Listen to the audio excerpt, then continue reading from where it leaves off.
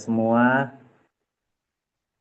pada yang kami hormati narasumber pelatihan malam hari ini, Mas Nana Sastrawan, yang kami hormati Agensi Publishing Kabupaten Melawi, Kalimantan Barat, ya, yang sedang menyelenggarakan acara ini.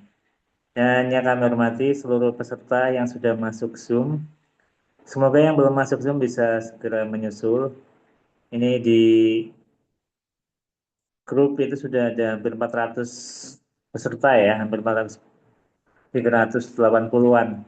Semoga nanti bisa tambah terus dan teman-teman yang belum bisa mengikuti malam hari ini nanti bisa mengikuti melalui rekaman Zoom. Baik, jadi acara pelatihan malam hari ini diadakan dalam rangka memperingati Hari Kebangkitan Nasional 20 Mei kemarin. Kami si Publishing bekerjasama dengan Agensi Publishing Kabupaten Melawi, Kalimantan Barat. Jadi beberapa bulan ini pelatihan-pelatihan yang diadakan oleh agensi publishing itu ada banyak ya, mulai dari agensi publishing Malang itu travel writing, kemudian agensi publishing Klaten yang cerpen Gema Suara Kartini, kemudian Jakbar ya Jakarta Barat itu menyelenggarakan pelatihan menulis puisi Gema Suara Kartini. Kemudian setelah itu ada agensi publishing dari Jambi mengadakan pelatihan menulis memoir bersama Golagong. Terus kemudian ada agensi publishing dari Surabaya yang menyelenggarakan pelatihan menulis 3.000 puisi untuk guru. Jadi teman-teman yang masih mau bergabung bisa itu. Paling lambat pengirimannya besok. Dan hari ini kita belajar menulis pantun kebangkitan nasional sama nanas sastrawan yang diadakan oleh agensi publishing Kabupaten Melawi, Kalimantan Barat. Ya, jadi di beberapa kabupaten sudah ada agensi publishing yang bekerja sama dengan kami untuk menyelenggarakan pelatihan-pelatihan menulis. Jadi kalau ada teman-teman dari berbagai kabupaten yang ingin bergabung menjadi agensi publishing, tentunya bisa menghubungi saya sepanjang di kabupaten tersebut atau kota tersebut sudah belum ada agen dari si publishing. Kalau di Jakarta itu sudah hampir semua ya, Jakarta Barat, Jakarta Selatan, Jakarta Timur, Jakarta Pusat sudah ada ya. Kalau Bandung kemarin ada mengadakan travel rating ya teman-teman, ada yang ikut ya, kita bareng-bareng piknik di Bandung selama 3 hari belajar menulis bersama Golagong. Oke, jadi malam hari ini kita belajar menulis pantun dan spesialnya ini nanti teman-teman yang ikut menulis ini akan diluncurkan bukunya itu di Tokyo. Ya, di Tokyo karena kami nanti akan ada acara literasi di Jepang tanggal 1 sampai 7 Juli. Salah satunya di tanggal 6 Juli ini ada peluncuran beberapa buku si publishing dan salah satunya ada yang kami luncurkan adalah yang di event kali ini. Jadi teman-teman semangat untuk nulis supaya nanti bukunya bisa terbang ke Tokyo. Gitu ya. Kemudian malam hari ini kita akan belajar bersama nanas sastrawan. Sebelum itu kita akan mendengarkan sambutan Agensi Publishing Kabupaten Melawi, Kalimantan Barat. Ya, ini Mas Joko Palentino. Ya. Kepada Mas Joko Palentino kami persilahkan. Silakan Ya, Mas Joko. baik, sudah jelas suara saya, Pak Indra? Sudah, alhamdulillah sudah Sudah. jelas. Ya. Ya. Assalamualaikum warahmatullahi wabarakatuh. Waalaikumsalam warahmatullahi wabarakatuh. Selamat malam dan salam sejahtera bagi kita semua. Salam literasi dan salam kebangkitan bangsa. Amin. Yang kami hormati narasumber Bapak Nana Sastrawan. Beliau adalah dosen dan sekaligus penyair. Yang kami hormati panitia dari Yayasan Rumah Indonesia Menulis, dan SIP Publishing yang merupakan salah satu penerbit terbesar di Indonesia. Amin. Moderator dan serta seluruh peserta yang berbahagia pada malam ini. Puji dan syukur kita panjatkan kehadirat Tuhan Yang Maha Esa karena atas rahmat-Nya kita dapat bersama-sama hadir dalam kegiatan Simponi Rima Kebangsaan, pelatihan pantun Simpena Hari Kebangkitan Nasional 2026. Bapak Ibu hadirin semua, kegiatan ini menjadi bagian dari upaya menyemarakkan semangat Hari Kebangkitan Nasional.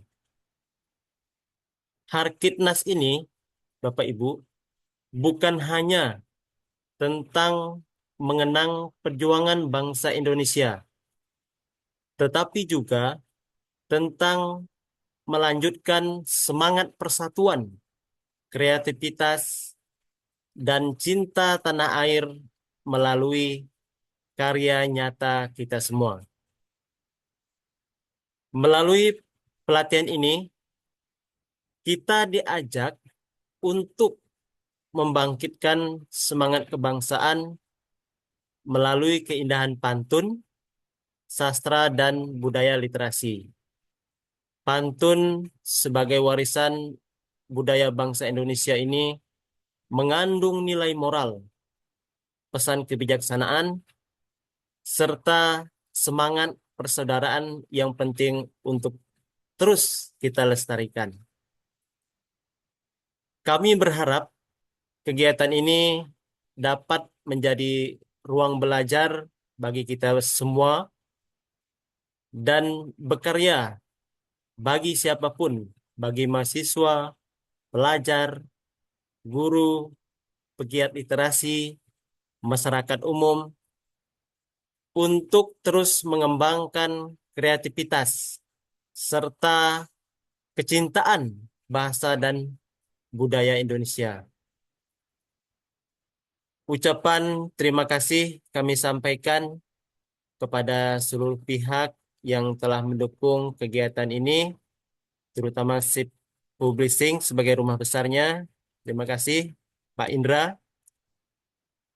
Khususnya juga Yayasan Rumah Indonesia Menulis, narasumber, moderator, dan seluruh peserta yang hadir pada malam ini. Semoga kegiatan Simponi Rima Kebangsaan ini memberikan manfaat, melahirkan karya-karya terbaik, serta memperkuat semangat literasi dan nasionalisme di tengah masyarakat. Demikian sambutan ini yang dapat saya sampaikan. Atas perhatian diucapkan terima kasih. Assalamualaikum warahmatullahi wabarakatuh. Selamat malam dan salam sejahtera. Oke, terima kasih. Waalaikumsalam warahmatullahi wabarakatuh. Mas Joko Valentino. Ya, ini teman-teman yang berada di wilayah Melawi, Kalimantan Barat, silakan bisa, kalau ingin menerbitkan buku, bisa melalui Mas Joko Valentino ya. Nanti bisa ada beberapa paket penerbitan yang siap dilayani. Oke, selanjutnya adalah materi dari Nana Sastrawan, narasumber kita malam hari ini. Sebelum beliau memulai materinya, saya akan membacakan terlebih dulu profil narasumber. Sebentar ya, saya share dulu profil narasumber. Ini Mas Nana ini sudah dari 2021 bersama si Publishing mengadakan kelas menulis puisi, kelas menulis cerpen, pantun dan sebagainya. Ini sudah sering sekali, berarti sudah 5 tahun ya, sudah 5 tahun bekerja sama dan Saat ini Mas Nana juga menjadi salah satu pengurus di Yayasan Rumah Indonesia Menulis yang kami dirikan. Oke, baik, saya bacakan sebentar. Secara singkat, ini Mas Nana Sastrawan lahir di Kuningan tanggal 27 Juli, Jawa Barat. Ya, dia pernah menjadi peserta Master Serpen Majelis Sastra Asia Tenggara 2013 dari Indonesia bersama para penulis dari Malaysia, Brunei, dan Singapura. Ia meraih penghargaan Acarya Sastra 4 dari Badan Pembinaan dan Pengembangan Bahasa Kementerian Pendidikan dan Kebudayaan Republik Indonesia tahun 2015. Ia juga sebagai pengurus harian Yayasan Hari Puisi periode 2018-2024 dan pendiri penerbit Hyang Pustaka. Menjadi dosen di Institut Studi Islam Fahmina sekaligus menjabat sebagai Direktur Pusat Bahasa dan Sastra ISIF. Beberapa novelnya adalah Anonymous 2012, Cinta Bukan Permainan 2013, Cinta Itu Kamu 2013, Sumbi Perempuan yang Mengawani Anjing 2020, Jodoh Pasti Bertemu 2024, buku kuncernya adalah Ilusi Delusi 2015, Jari Manis dan Gaun Pengantin di Hari Minggu 2016, Chicken Noodle for Sudden 2017, Ingin Ku Hapus Lipstik di Bibirmu dengan Bibirku 2021, Televisi Tanpa Antena 2021, Protes Para Anjing 2021, dan buku Cerita Anak Telolet 2017. Aku Ingin Sekolah 2018, Kids Zaman Now 2018, buku antologi puisinya Tergantung di Langit 2006, Niti Sara 2008, Kitab Hujan 2010, Penyair Tali Pancing 2011, Kabar untuk Istana 2020, Uang 2022, Jangan Kutuk Aku Jadi Penyair 2023, dan penulis bisa disapa di akun Facebook, YouTube, Instagram ya dengan nama Nana Sastrawan. Oke ya, kita sapa dulu.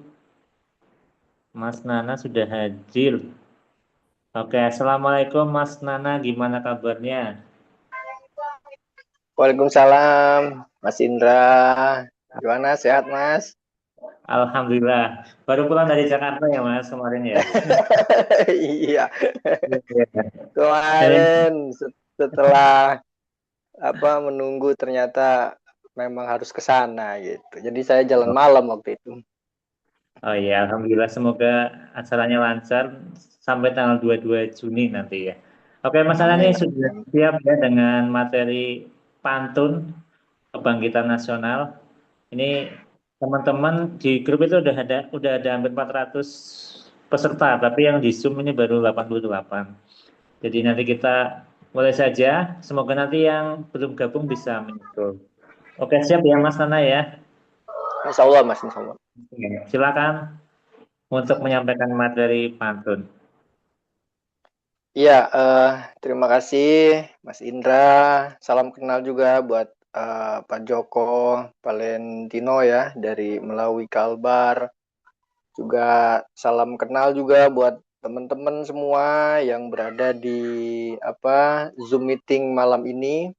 Bapak Ibu, adik-adik, kawan-kawan semua, selamat malam. Terima kasih sudah hadir di kegiatan menulis pantun bersama yang diadakan oleh Yayasan Indonesia Menulis bersama SIP Publishing dan tentu ya dengan agen SIP Publishing yang berada di Melawi, yaitu dimotori oleh Pak Joko Valentino. Sebenarnya saya tidak ingin menyampaikan materi di sini karena pantun itu kan bukan hal yang yang tidak dikenal saat ini. Pantun itu sudah dikenal oleh semua orang, oleh semua kalangan ya.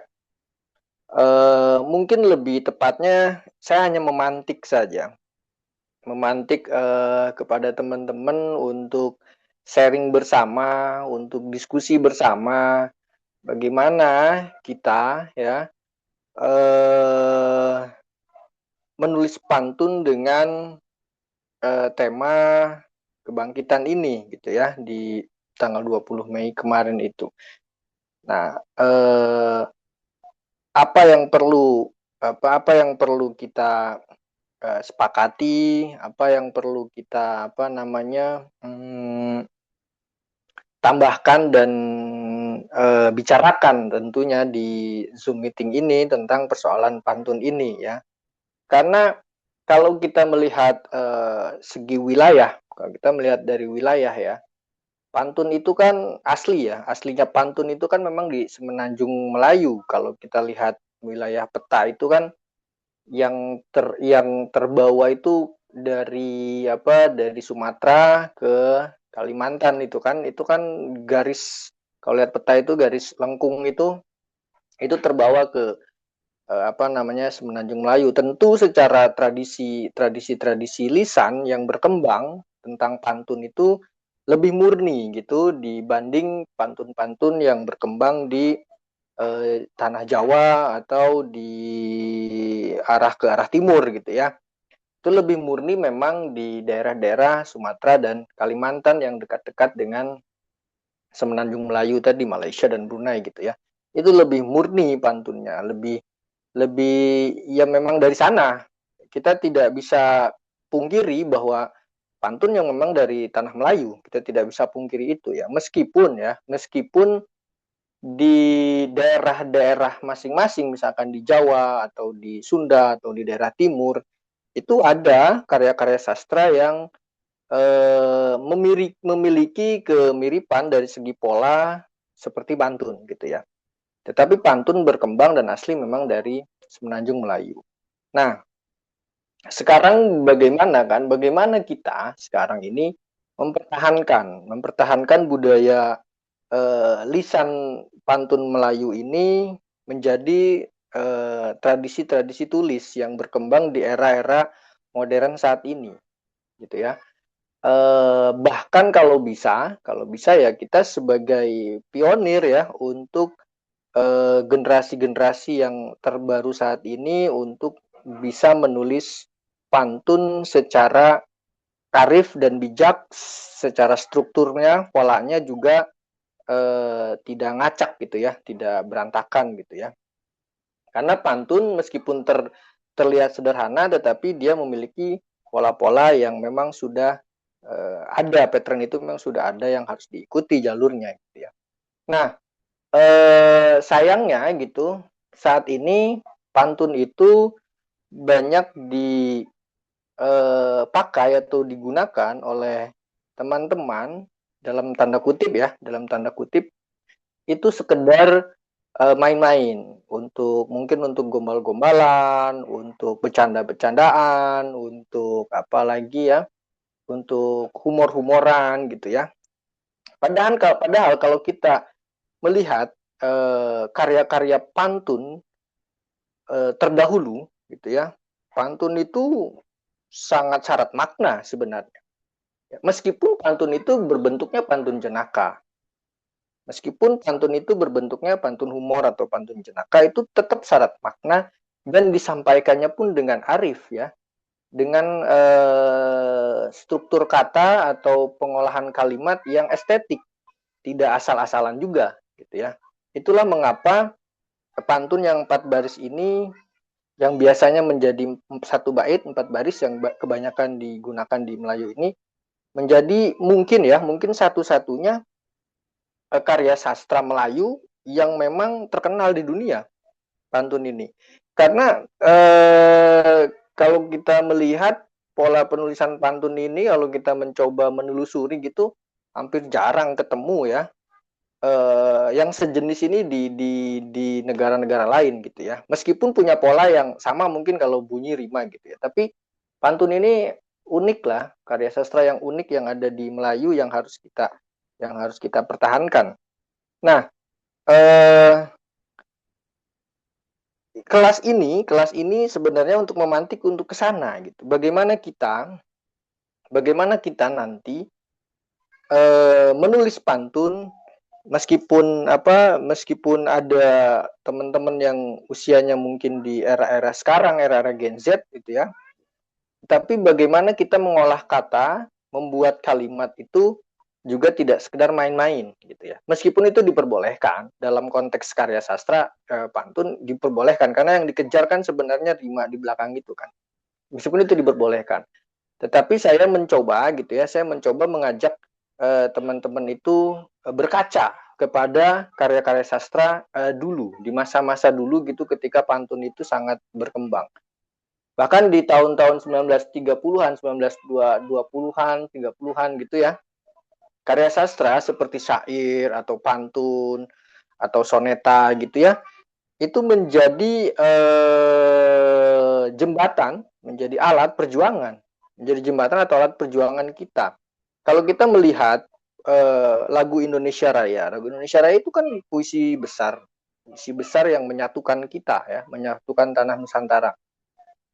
Bagaimana Indonesia Raya itu berpola, memiliki pola kan, memiliki bunyi di belakang seperti syair, seperti pantun gitu ya, seperti soneta gitu. Dia punya pola di belakang Indonesia Raya.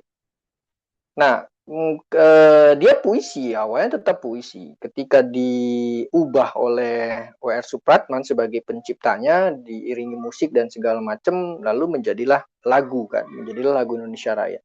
Yang sekarang menjadi lagu kebangsaan kita. Itu ditulis di tahun 1928-an kan. Belum lagi kita bicara tentang karya-karya sastra yang berkembang saat itu ya, seperti Muhammad Yamin, puisi-puisinya itu kan juga memiliki kaidah-kaidah tentang pantun, bunyi-bunyi pantun, bunyi-bunyi syair di belakangnya itu. Hampir kebanyakan Muhammad Hatta juga sama, dia menulis puisi. Dan banyak tokoh-tokoh kita itu dulu menulis puisi, dimuat di koran-koran, di majalah-majalah pada masa itu ya, untuk membangun sebuah gerakan ya, motivasi kepada masyarakat agar menyadari bahwa negara kita ini harus merdeka, bahwa kita adalah satu suku satu bangsa, bahwa kita ini harus saling menopang, saling tolong menolong, saling untuk mengusir penjajah. Nah, itu pada masa itu. Jadi bagaimana sakralnya karya sastra itu pada masa itu. Tetapi kalau kita melihat sekarang, kesakralan karya sastra itu seperti pudar saja gitu ya. Padahal karya sastra sekarang juga bisa kita gunakan untuk membangun sebuah cita-cita ke depan tentang bangsa ini gitu ya, tentang masyarakatnya, Bang. Kalau kita bicara bangsa negara bukan hanya sistemnya saja, bukan hanya pemerintahannya saja, tapi masyarakatnya juga kan. Masyarakatnya, pendidikannya, pola pikirnya gitu ya. Semuanya gitu ya, dan karya sastra itu juga terlibat di sana ya, satu di antaranya adalah pantun gitu ya. Di tahun-tahun itu 1920-an 30-an itu kan banyak juga pantun-pantun yang membicarakan tentang pergerakan orang-orang lokal gitu ya untuk melawan penjajah gitu ya.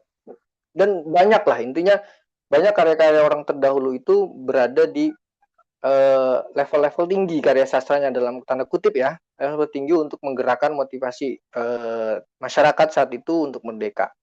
Nah, kebangkitan ini kan juga menjadi momentum di 20 Mei 2026 ini kan.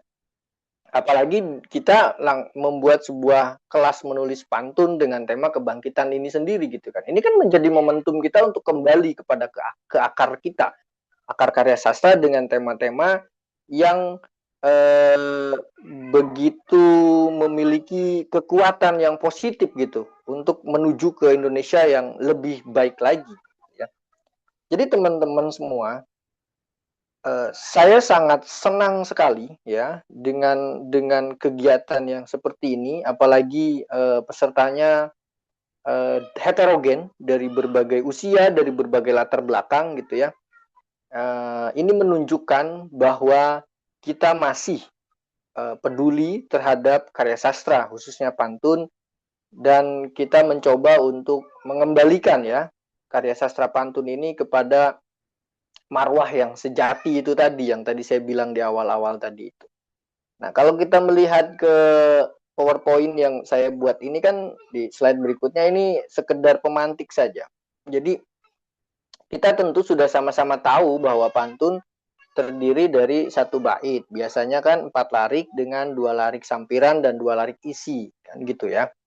Nah, pertanyaannya adalah bagaimana pantun itu, apakah harus selalu 4 bait dalam kelas menulis ini? Ya tentu saja tidak. Nanti kan kita bisa ambil minimal berapa bait, maksimal berapa bait. Kan kita bisa dialogan itu, kita bisa tentukan itu bersama di sini.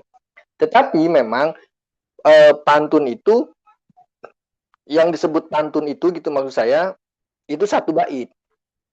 Diawali dengan satu bait dengan terdiri 4 larik. Larik itu baris ya, teman-teman. Baris gitu ya. Bukan kalimat tapi baris.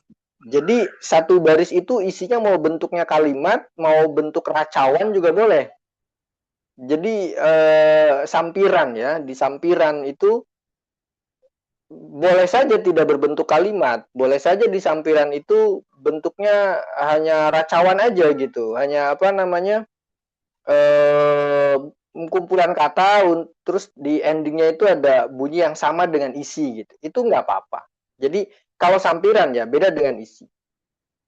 Tapi sebelum ke situ, jadi itu ya dikatakan pantun itu ada satu bait dengan 4 larik ya, lalu di 2 larik pertama itu dikatakan sampiran dan 2 larik ketiga dan keempat itu diisi isi. Nah itu pantun, kita sudah tahu semua itu pantun.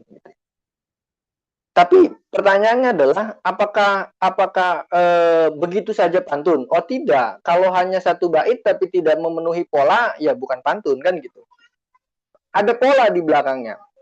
Nah, polanya itu kodenya itu A dan B. Ini kode. Bukan A dan B ini bukan harus belakangnya hurufnya A atau belakang hurufnya B gitu. Bukan itu gitu. Tapi ini hanya kode saja.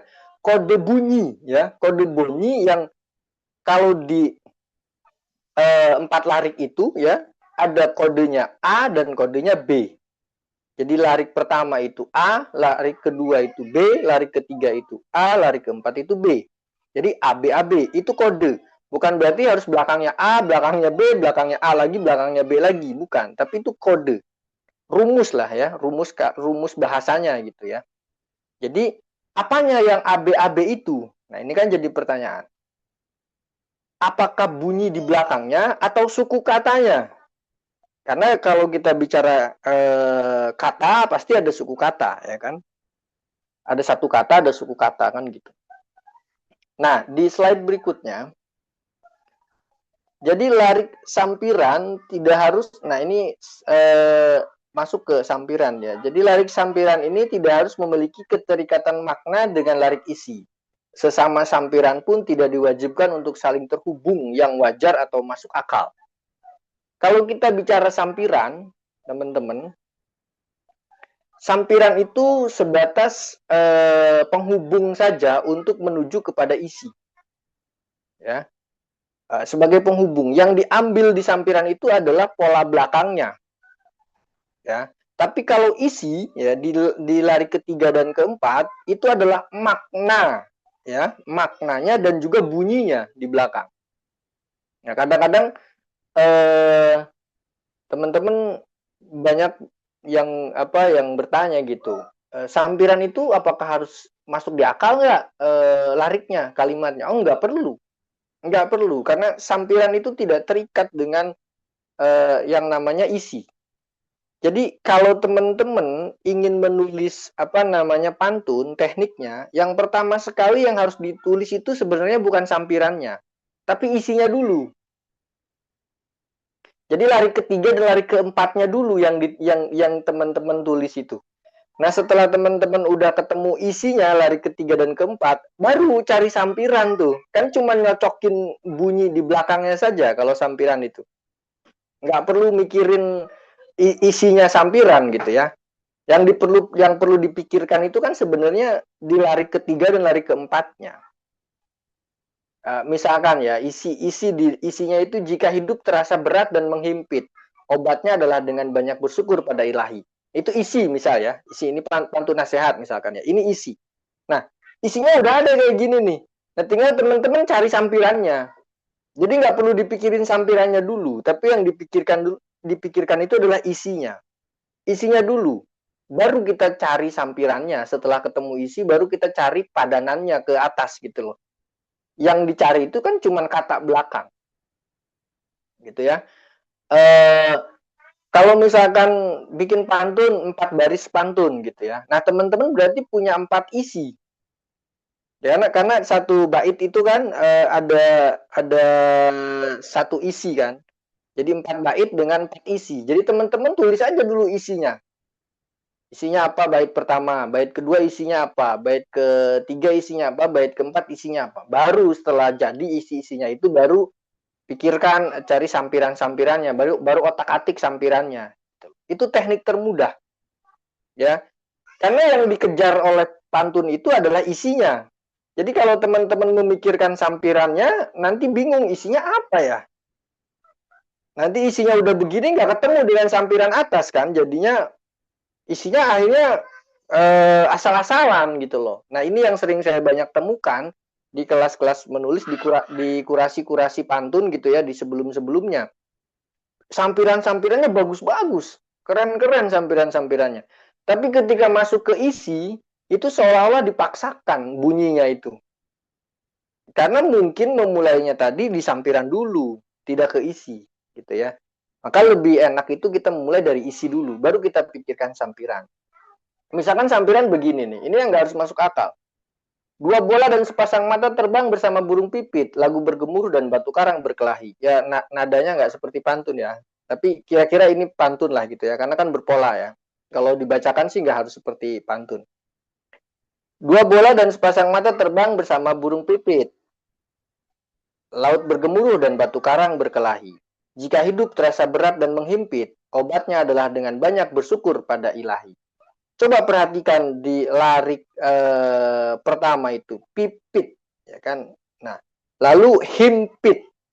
Yang diambil kan suku kata tuh, pipit, menghimpit, gitu ya. Jadi sampiran pertama yang disebut A itu harus menyatu dengan isi ketiga. Isi itu di baris ketiga gitu maksudnya ya. Itu harus menyatu tuh. Ya. Lalu berkelahi kan itu suku kata ya. Hi kan belakangnya di larik kedua, sampiran kedua itu harus menyatu dengan isi keempat. Ilahi, hi. Nah, maka jadilah pola A, B, A, B itu. Jadilah pola A, B, A, B itu ya. Maka pipit bertemu dengan menghimpit. Lalu berkelahi bertemu dengan ilahi. Nah yang dikejar kan kalau sampiran kan cukup belakangnya aja. Kedepannya itu nggak terlalu menjadi penting. Ya, kedepannya itu mau absurd kayak mau apa nggak terlalu jadi penting. Tapi yang dikejar itu adalah bunyi belakangnya itu kalau sampiran tadi. Pipit berkelahi harus ketemu dengan menghimpit dan ilahi harus ketemu itu. Tapi kalau isi nggak bisa kita ambil kata belakangnya saja, tapi dia harus ke depan kalau isi kan. Harus ada makna dari depan kalau isi. Nah, maka teman-teman teknik yang paling mudah isinya dulu yang dicari. Baru kita menulis tentang sampirannya gitu ya. Karena sampiran itu hanya mencocokkan kata di belakang itu. Lalu di slide berikutnya. Nah, keterikatan sampiran dan isi ada pada jumlah suku kata dan persamaan bunyi suku kata terakhir. Nah, tadi yang saya bilang tadi ya, bahwa keterikatan sampiran dengan isi itu hanya di belakang saja, gitu ya. Hanya kata di belakang saja, paling terakhir itu saja. Tetapi yang harus kita bawahi di sini adalah suku kata. Nah, ini dan ini bisa diperdebatkan, artinya ini bisa diperbincangkan oleh banyak kalangan, gitu ya. Apalagi dengan pantun-pantun yang berkembang di zaman yang lalu dengan zaman yang sekarang, gitu ya. Nah, kalau kita mengacu kepada pantun-pantun yang berada di Semenanjung Melayu gitu ya, di slide berikutnya. Di Melayu itu dia itu sering rapi dengan suku kata. Misalkan ini misal. Pulau terpencil semakin berbenah, di balik pulau angsa berenang. Hancur badan di kandung tanah, budi baiknya selalu dikenang. Misal, ini pantun, ini udah gubahan saya ya. Ini misal ya. Nah, pantun Melayu itu memiliki ciri pada persamaan bunyi suku kata di akhir larik. Misalkan berbenah, ya, ketemu dengan tanah. Jadi nah ketemu dengan nah. Ya, jadi a dan a gitu ya. Terus berenang, ketemu dengan dikenang. Jadi nang ketemu nang. Jadi b. Jadi berbenah itu a, berenang itu B, tanah itu A, dikenang itu B. Nah, Ini yang asli itu begini, ya. Jadi permainannya begini. Permainannya itu bukan huruf, tapi suku kata, ya. Jadi permainannya itu pantun itu bukan menyamakan huruf di belakang, tapi menyamakan bunyi suku katanya. Ya kan kayak berbenah dengan tanah, nah, menyamakan bunyi nahnya.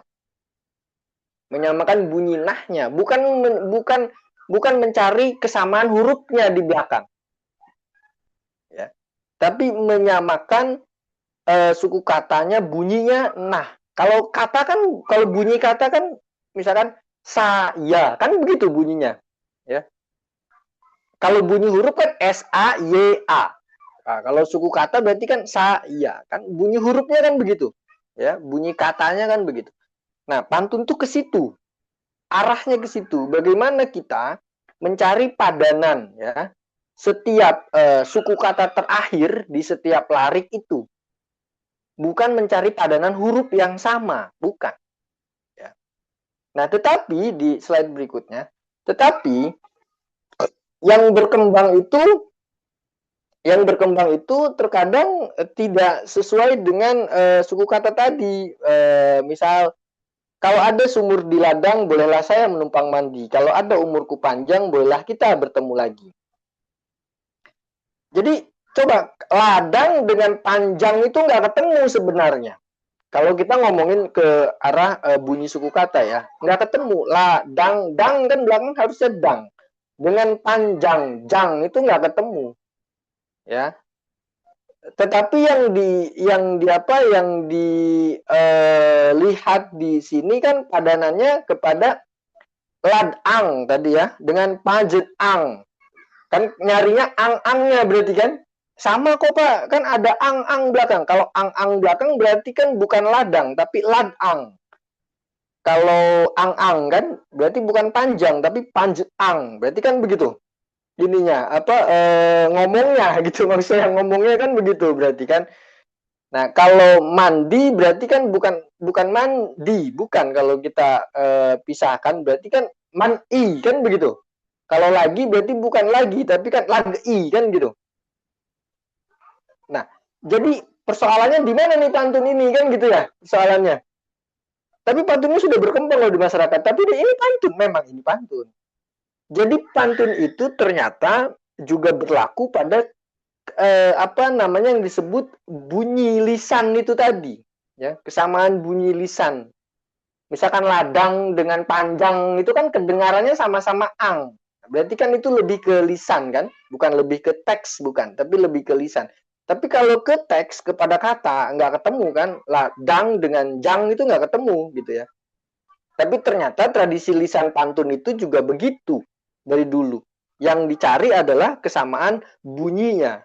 Ya, persoalan nanti persamaan bunyi suku kata dan tidak, itu tidak jadi masalah ternyata. Gitu ya. Dan itu juga bisa disebut pantun. Itu kan yang berkembang di masyarakat kita seperti itu. Ya. Terakhir waktu di festival pantun ASEAN yang diadakan oleh SIP Publishing juga, itu yang pesertanya hampir ribuan itu juga.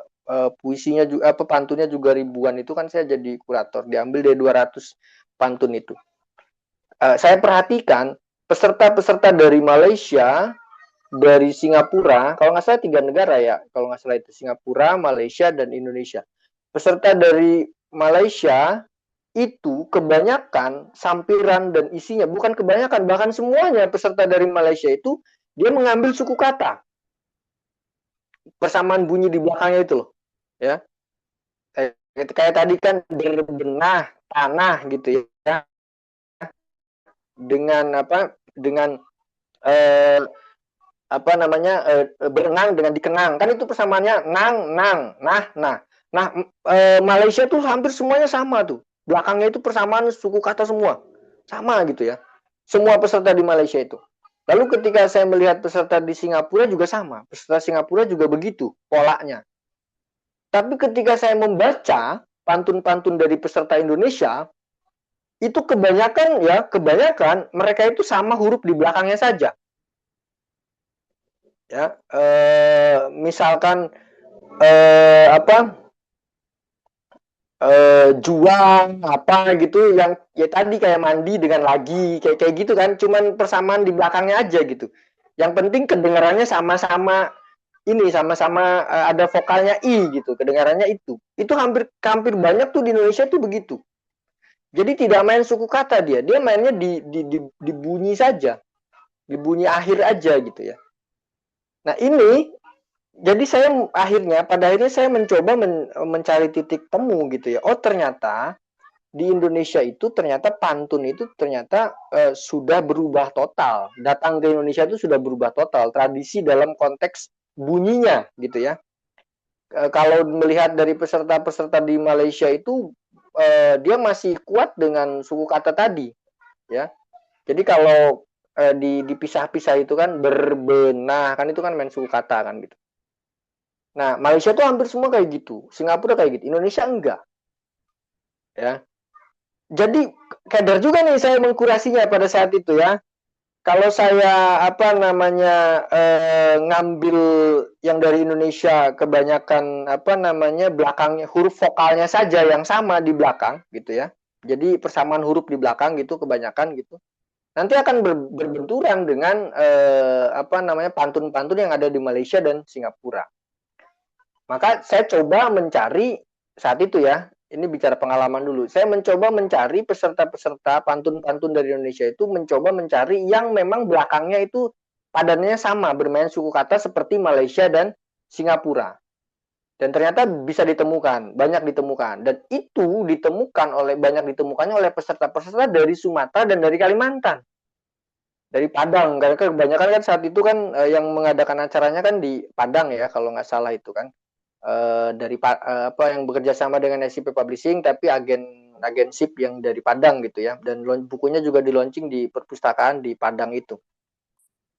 Nah, itu kebanyakan ketemunya di peserta-peserta Padang dan peserta-peserta Kalimantan.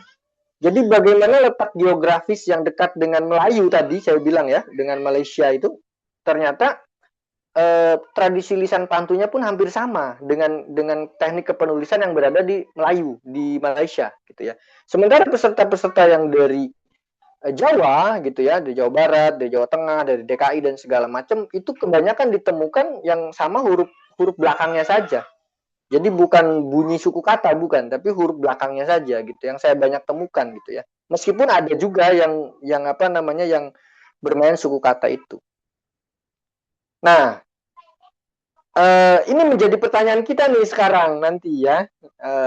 Apakah pantun yang akan kita tulis ini bermain suku kata dengan bunyi suku kata yang seperti kebanyakan di Melayu berkembang atau seperti yang tradisi lisan berkembang di Indonesia yang mengacu kepada tadi yang penting belakangnya terdengarnya sama gitu ya. Masalah suku katanya dia ketika dipecahkan tidak ketemu ya nggak apa-apa gitu kan. Kayak misalkan ladang gitu kan dengan panjang kan nggak ketemu tuh kalau mau main suku kata kan, tapi angnya ketemu. Angnya kan yang penting angnya ketemu gitu. Nah ini kita obrolan kita nanti ke depan nih ya, mau seperti apa nanti.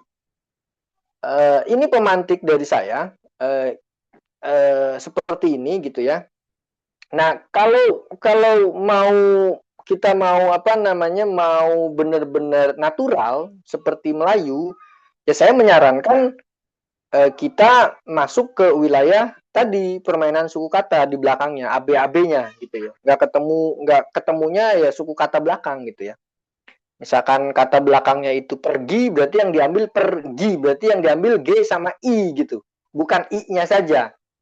Berarti padanan misalkan lari pertama pergi ya, lari keduanya misalkan datang, berarti lari ketiganya kan harus belakangnya harus gi juga gitu loh maksudnya. Terus lari keempatnya harus tang juga gitu maksudnya ya. Nah, kalau saya sih lebih cenderung ke situ. Ini kan nanti soalnya nanti akan dikurasi nih, karena ini kan akan dikurasi nanti kan.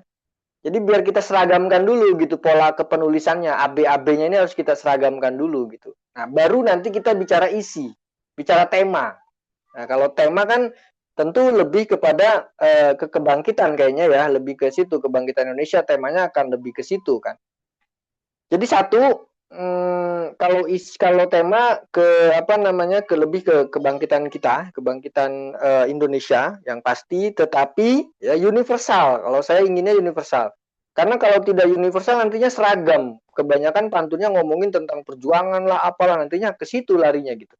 Tapi kebangkitan yang universal, yang berada di wilayah kita di era-era sejarah sampai di era-era sekarang gitu. Bahkan mungkin di era-era gagasan di masa depan kebangkitannya, itu temanya itu. Jadi universal, bebas ya, yang penting mengacu kepada kebangkitan tadi itu ya. Jadi bisa dimaknai kebangkitan sebagai negara, bisa dimaknai kebangkitan sebagai suku, bisa dimaknai kebangkitan sebagai individu kita sebagai manusia gitu ya. Bisa dimaknai juga sebagai kebangkitan keluarga, bisa dimaknai juga sebagai kebangkitan pendidikan Indonesia, kebangkitan ekonomi, banyak. Jadi kebangkitannya itu maksudnya universal gitu, tidak mengacu kepada pergerakan perjuangan saja, gitu loh maksud saya ya. Itu tema besarnya kita. Lalu saya sih ingin sepakat bahwa pantun ini maksimal 4 bait saja. Karena menghindari terlalu bertele-tele sehingga isinya itu terlalu global jadinya gitu ya. Jadi 4 bait, bait pertama, bait kedua, bait ketiga, bait keempat tuh saling berkait, saling ketemu isinya, ya. Tapi tidak diulang-ulang. Kadang kebanyakan tuh misalkan teman-teman pantun nasihat, bait pertama nasihat, bait kedua nasihat yang diulang lagi, cuman beda rimanya doang, beda bunyinya di belakang. Terus bait ketiga nasihat yang sama seperti bait pertama kedua maknanya gitu ya. Bait keempat sama. Nah, kalau bisa 4 bait pantun itu dalam satu judul, jadi dikasih judul di atasnya itu. Misalkan pantun kebangkitan Kalimantan Barat. Misal ya, misal saja judulnya itu. Terus di bait pertama ngomongin tentang hutannya ya. Lalu bait kedua ngomongin tentang masyarakat yang adat di hutan itu. Lalu bait ketiga ngomongin tentang persatuannya masyarakat itu. Lalu bait keempat ngomongin tentang keindonesiaannya yang ada di hutan itu gitu loh. Nah, itu kan menjadi satu kesatuan utuh. Gitu ya. Jadi 4 bait itu menjadi satu kesatuan utuh. Misalkan lagi di judulnya itu misalkan tentang pantun kebangkitan suku anak dalam di Jambi misal ya. Ini misal saja ya. Nah, itu kan juga bisa 4 bait itu kita olah gitu ya.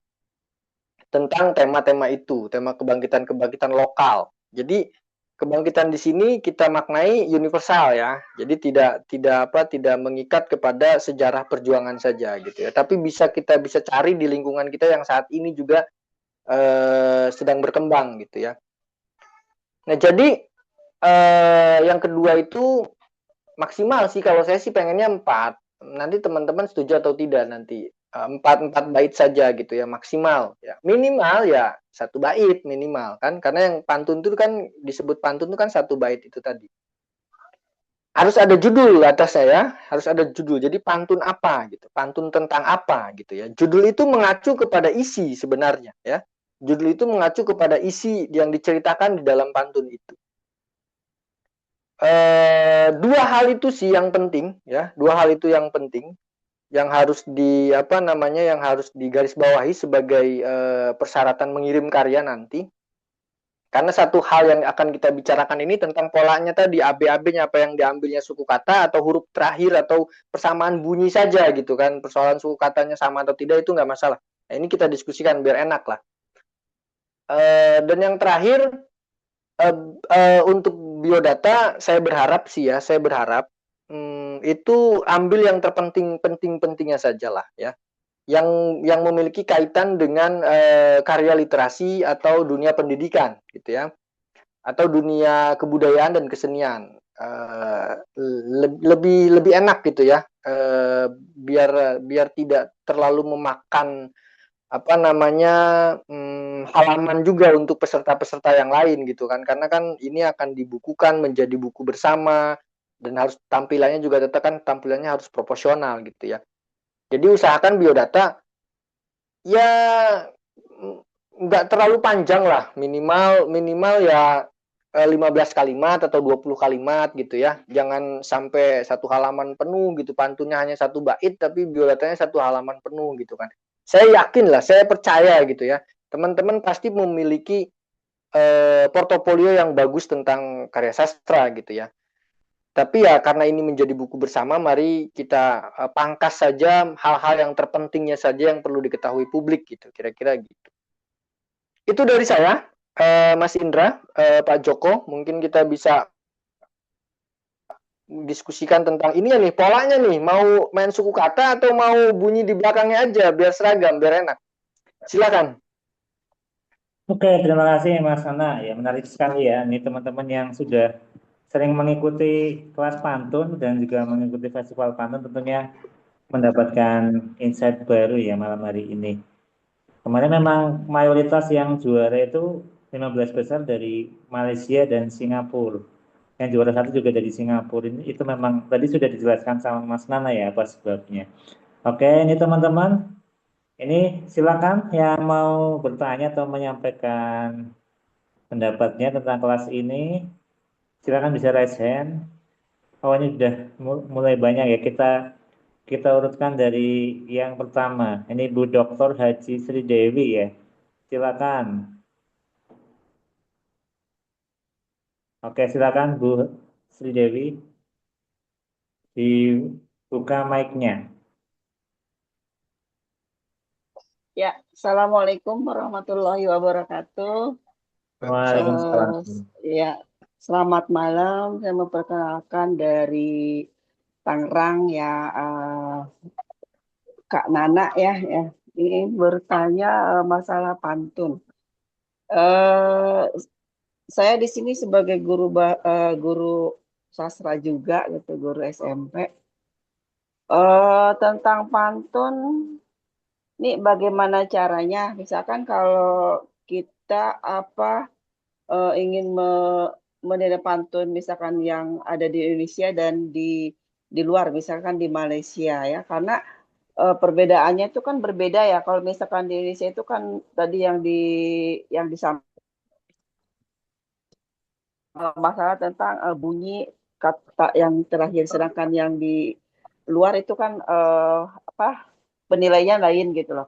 Dimana kalau kemarin saya kalau misalkan dalam perlombaan ini kan pantun itu ciri-cirinya tuh terdiri dari 4 baris ya. Tiap baris terdiri dari 8 sampai 10 kata, terdiri atas sampiran dan isi, memiliki rima akhir, persamaan bunyi A B A B. Yang saya pertanyakan ini gimana caranya kalau menulis pantun itu memiliki persamaan bunyi AB itu seperti apa gitu, karena terima kasih. Assalamualaikum warahmatullahi wabarakatuh. Oke, waalaikumsalam warahmatullahi wabarakatuh. Terima kasih Bu Dr. Haja Sri Dewi. Silakan bisa langsung dijawab Mas Nana Sastrawan.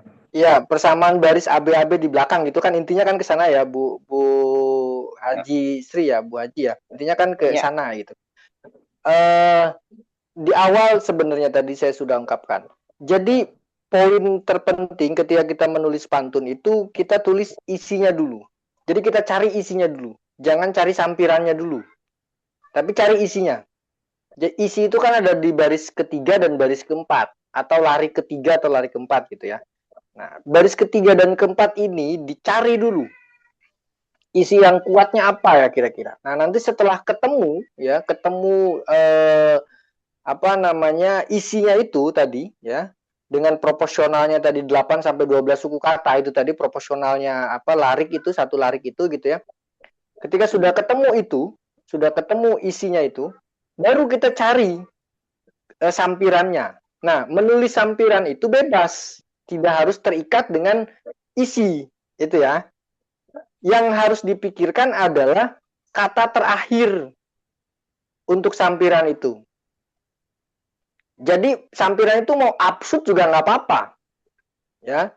Misalkan burung kutilang burung kutilang terbang merayap. Nah, itu kan absurd kan? Masa terbang merayap kan itu absurd gitu kan? Secara makna gitu. Nggak apa-apa, kan yang mau dicari merayapnya tadi, iapnya tadi harus sama dengan isi kan, isi yang di belakang tadi. Gitu ya. Jadi yang paling terpenting kalau ingin sama, ya ingin ketemu persamaan bunyinya, itu dicari di isinya dulu. Ya, kita tentukan isinya dulu. Isi pantunnya itu mau apa gitu ya. Barulah kita ngomongin nyari ke sampiran gitu. Cari gitu padanan di sampiran itu biar ketemu ke baris ketiga dan keempat gitu ya. Kira-kira itu, Bu. Oh iya. Ya, Oke, terima kasih karena penjelasannya. Sama-sama, Ibu. oke, terima kasih Bu Dr. Haji Sri Dewi. Ini selanjutnya ada dari, bentar ya, sesuai urutan, Bu Aisyah Amsal. Silakan Bu, dibunyikan. Ya, terima kasih atas kesempatan yang diberikan. Assalamualaikum warahmatullahi wabarakatuh. Saya Aisyah Amsal dari Sulawesi Selatan. Terima kasih ya. Ini kemarin waktu lomba penulisan pantun ASEAN, saya sedikit bingung di situ. Kan kemarin itu pembawa materi itu dari Singapura, ada Malaysia. Itu ya, saya lihat ini pola penulisannya, pola AB baru pola bukan akhir suku kata yang di belakang, ada juga penulisan, ada yang berada di tengah-tengah kalimatnya ya, ada di situ juga. Ada polanya berada di tengah, ada juga yang di belakang. Jadi kemarin saya bingung, saya harus mengikuti pola yang bagaimana. Jadi kemarin ini saya campur ya, saya memakai pola AB yang di belakang kalimat, ada juga saya tempatkan di tengah kalimat. Gitu ya, cara penulisannya. Itu yang pertama. Selanjutnya ini yang kedua ya, Kang Nanang. Eh, Penulisan pantun, apakah bisa kita memakai bahasa kias? Biasanya kan kita ada metafora, personifikasi, hiperbola. Apakah penempatan bahasa kiasnya ini ditempatkan di bagian sampiran atau isi? Atau bisa kedua-duanya bahasa kias tersebut? Biasanya kan contohnya ini hiperbola atau kata yang berlebihan ya. Eh, Kalimatnya itu umpamanya kita buat tangismu membanjiri lautan. Itu kita tambah semua kiasan dalam pantun tersebut. Apakah itu diperbolehkan? Apakah di sampirannya, di isinya, atau bolehkah kedua-duanya? Itu ya, itu barangkali ya eh, pertanyaan saya. Terima kasih. Assalamualaikum warahmatullahi wabarakatuh. Waalaikumsalam. Terima Terima kasih. kasih Bu Bu Aisyah Amsal ya. Terima kasih banyak. Pertama ya itu tadi kan, makanya saya bilang kita cari kesepakatan nih biar tidak bingung gitu ya, biar tidak bingung ini kita mau ngambil pola yang mana nih gitu kan, yang berkembang narasi yang sering berkembang itu yang kesamaan bunyi aja yang terdengar tadi kayak ladang dengan panjang gitu kan, terus mandi dengan lagi gitu, atau mau mengambil pola yang memang murni, pola Melayu murni yang pengambilannya suku kata gitu ya.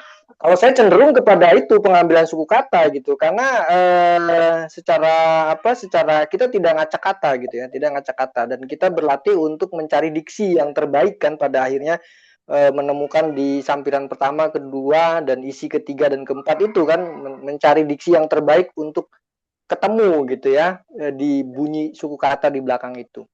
Jadi saya cenderung ke situ ya, saya cenderung ke situ. Dan nanti mungkin bisa disimpulkan oleh panitia Pak Indra dengan Pak Joko nanti ya. Persoalan tadi tentang gaya bahasa yang berada di dalam pantun sebaiknya itu berada di wilayah mana kan gitu. Kalau saya mengacu kepada tulisannya Sutarji Koulsumbahri di dalam bukunya Isyarat itu di halaman 151 tentang pantun gitu. Sutarji Koulsumbahri di situ menekankan bahwa kalimat-kalimat metafora, kalimat-kalimat gaya bahasa itu di pantun sebaiknya itu memang digunakan di sampiran. Karena sampiran itu dia tidak mengikat kepada isi, dia boleh absurd. Ya. Ini Sutarji ya. Jadi sampiran itu boleh absurd, boleh meracau, ya, di dalam esainya Sutarji itu boleh meracau, boleh absurd. Yang penting yang diambil kan pola belakangnya kalau sampiran itu. Tidak ngomongin tentang isi makna kalimat di sampirannya, tidak. Tapi kalau isi, ya, diusahakan itu tidak absurd, tidak kiasan. Tapi harus clear, harus jelas, gitu ya. Tetapi ya, ada tetapi nih, ya, tetapi misalkan ini di pulau terpencil semakin berbenah, di balik pulau angsa berenang, hancur badan di kandung tanah.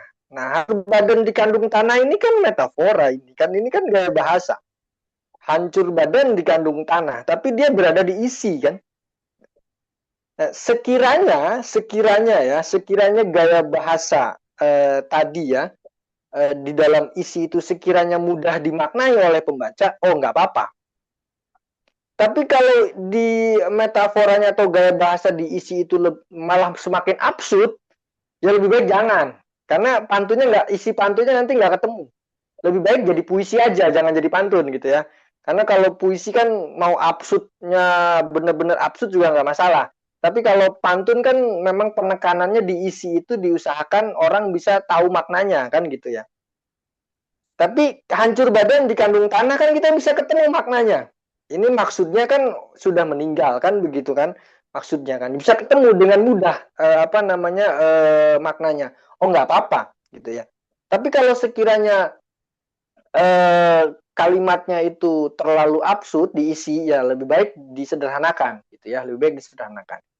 Jadi kalau memakai Sutarji ya absurditas atau metafora atau gaya bahasa itu lebih baik digunakan di sampiran di baris pertama dan dan baris kedua.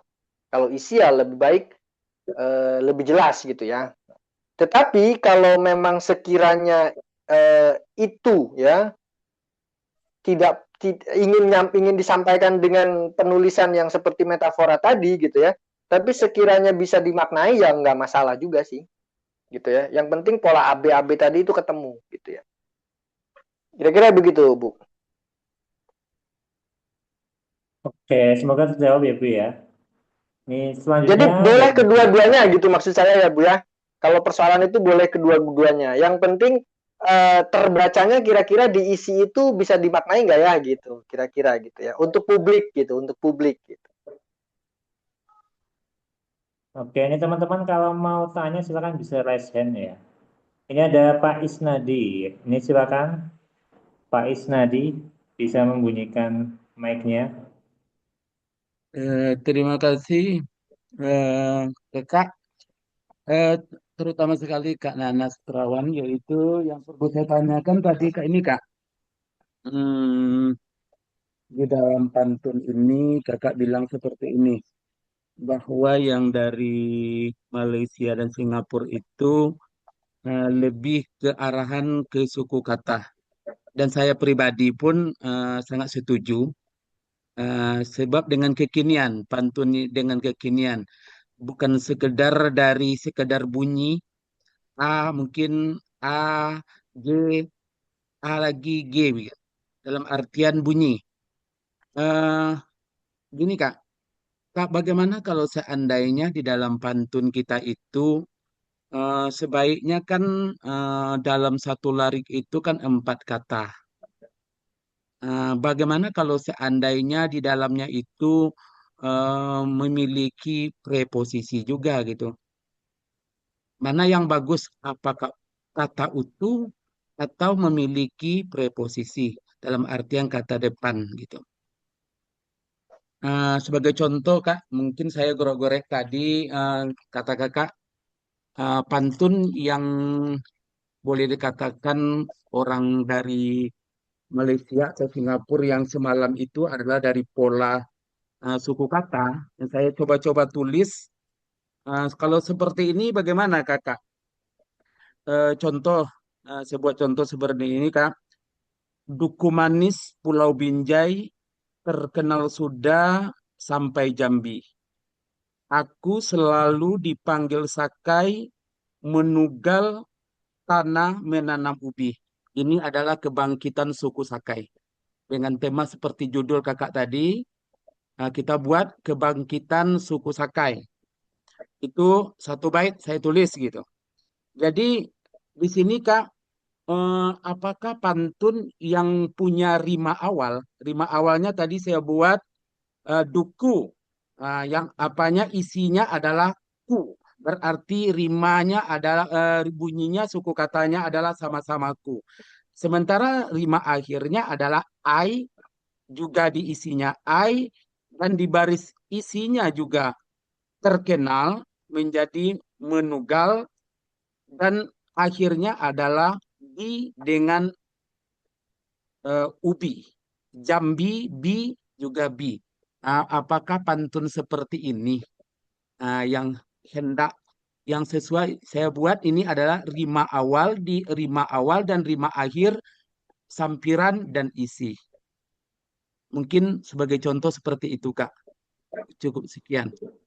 Ya, terima kasih Pak Isnadi. Ya, memang begitu ya. Tetapi tadi ada yang lepas tadi.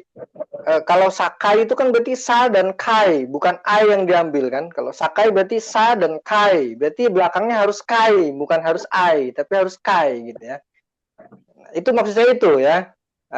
Memang ini keterampilan kita mengolah kata gitu ya. Kadang-kadang kita lepas sakai yang diambilnya cuma ai-nya saja, tetapi bukan kai. Kalau sakai berarti sa dengan kai gitu ya.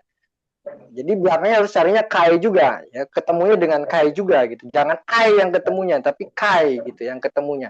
Kalau tadi nal dengan gal kan nggak ketemu, harusnya nal dengan nal lagi, tapi sama-sama al kan tadi sebenarnya, cuman ada n depannya, ada g belakangnya ke depannya. Jadi nal dan gal, harusnya kan nal dengan nal juga gitu. Nah, ini maksudnya gini ya, yang disebut padanan-padanan suku kata ini ketemunya gitu ya. Jangan sampai pengucapan bunyi di belakang itu jangan sampai hanya rima belakangnya saja yang terdengar gitu kan. Nah, sementara ketika baca teksnya nggak ketemu padanan suku katanya gitu. Makanya ini yang harus kita sepakati gitu ya, biar nanti kurasinya itu sudah sama-sama terbuka, sama-sama enak gitu ya. Tidak ada yang merasa bahwa oh kok ini saya beda ya, kok ini gini, kok ini. Nah, tapi karena kita sudah sama-sama ini, kita sepakat gitu, maunya ke sini gitu ya. Nah, itu satu, oke. Kedua, persoalan tema tadi tentang kebangkitan suku kata, suku Sakai itu. Itu kebangkitan. Ya, jadi itu bisa menjadi tema yang menarik sebenarnya untuk menjadi sebuah pantun ke bait-bait berikutnya. Ya, di bait 1, bait 2, bait 3, bait 4 gitu ya. Itu menarik. Nah, persoalan nanti permainan dengan permainan dengan kata depan yang tadi ya, proporsional dengan yang seperti itu, atau dengan kalimat-kalimat yang utuh, atau dengan kalimat-kalimat yang bermain dengan kata depan seperti preposisi begitu, ya nggak masalah Pak. Ya, itu keterampilan kita mengolah larik saja. Ya. Jadi yang saya nilai itu nanti, ya, bagaimana komposisi diksi ya, tadi ya, diksi suku kata itu yang dari larik pertama, kedua, ketiga, dan keempat di belakang itu ya, AB ya, lebih mudahnya begitu. Ya, komposisi AB-nya itu tepat ya. Kalau main suku kata berarti mainnya suku kata itu tepat. Itu pertama. Kalau ngomongin teknisnya dulu, ngomongin polanya dulu ya, yang dinilai gitu ya. Itu pertama itunya dulu. Ya. Lalu setelah itu baru kepada pengolahan kalimat di setiap lariknya. Ya, pengolahan kalimat di setiap lariknya. Kalau kalimat-kalimatnya juga bermain dengan estetik, itu punya poin plus. Tadi misalkan di sampiran-sampirannya seperti Bu Aisyah Lamsal gitu bermain dengan kalimat-kalimat estetik, kalimat-kalimat metafora gitu ya di sampiran-sampirannya gitu ya. Itu juga punya poin plus gitu ya. Diperjelas dengan isinya yang lebih terbuka, lebih jelas lagi dan runut. Runut tuh berarti dari bait 1, bait kedua, bait ketiga, bait keempat tuh runut gitu. Isinya itu bisa kita pahami secara alur. Ya, karena kan berkait nih, Jadi isinya itu tidak berulang-ulang gitu ya, tidak diulang-ulang isinya itu. Nah, itu yang menjadi poin-poin plus gitu ya. Kalau sempurnanya adalah bagaimana ya teman-teman itu mengolah kata di dalam larik per lariknya gitu ya. Seperti ini, pulau terpencil semakin berbenah. Kan ini kan diolah kata kan. Di balik pulau angsa berenang. Hancur badan di kandung tanah. Budi baiknya selalu dikenang. Nah, ini kan mengolah kata itu tadi ya menjadi estetik gitu ya. Tidak hanya kalimat yang biasa. Ya, tidak hanya kalimat yang biasa, tapi diolah dan pada akhirnya ketemu makna. Nah, itu sempurnanya begitu sebenarnya, karena itu teknik pantun-pantun Melayu kan. Kan teknik pantun-pantun Melayu kan seperti itu. Atau bisa saja sampiran-sampirannya itu muatan lokal. Jadi berbicara tentang apa khas-khasnya lokal gitu. Misalkan kita ngomongin kebangkitan tentang apa nih? Kebangkitan tentang perjuangan bangsa kita misal ya di era sekarang. Tapi di sampirannya itu menggunakan muatan-muatan lokal. Misalkan pergi ke Jambi membeli martabak Bangka. Misal ya. Itu kan muatan-muatan lokal tuh. Itu kan muatan-muatan lokal. Sampiran-sampirannya itu. Atau misalkan di Purwokerto ada Batu Raden. Nah, itu kan muatan-muatan lokal. Itu lebih menarik lagi sebenarnya kalau kita menggunakan pola-pola muatan lokal itu ada di dalam pantun itu gitu ya. Di sampirannya tentu ya, nggak bicara isi. Kalau sampiran itu kan bebas kita mengolahnya kan. Kira-kira itu Pak Isnadi ya. Jadi kebangkitan Saka itu bagus lah buat tema gitu ya. Menarik gitu ya. Tinggal bagaimana kita bermain tadi, suku kata tadi ya. Nah, kalau suku kata itu boleh sih, saya pikir 8 sampai 12 suku kata itu nggak apa-apa, menarik gitu ya, menarik. Jangan terlalu panjang juga, karena kalau terlalu panjang nanti jadinya kalimat yang meskipun diperbolehkan, tapi kan tidak menarik untuk pantun ketika dibacakan gitu. Jadi kita juga harus melihat pola pembacaannya juga ketika menulis. Kira-kira itu. Nggak boleh ditambah Kak sedikit. Iya, boleh silakan. Gini, kalau seandainya ada pengulangan di sampiran Baik. bagaimana? Contoh Ya, seperti ini. baik. Seperti ya ada di apanya Kak? Di Ya, sampirannya. biasanya kan kalau ada pengulangan tuh bait pertama sama bait kedua tuh sampirannya diulang gitu. Kadang-kadang. Nah, contohnya Yang segini sering Kak. ya boleh silakan baca. Nah, contohnya seperti ini, seperti kata-kata tadi muatan lokal. Saya buat dari kampung kami, dari Bengkalis gitu kan. Tari Zapin ditata pelantun. Pelantun hebat bermain seni. Jadi kan tadi di situ ada kata pelantun di baris pertama, di baris kedua kita buat lagi pelantun. Tari Zapin ditata pelantun. Pelantun hebat bermain seni. Mari berlatih menulis pantun, rima kebangsaan bertajuk simfoni. Jadi mengulang-ulang Oke. ke gitu gimana? Ya itu kan umum ya. Maksudnya umum itu sampiran itu berkait gitu ya dengan larik pertama dengan larik keduanya itu memiliki hubung kait gitu ya. Maka ada Iya. pengulangan. Itu umumnya begitu. Itu udah sah itu.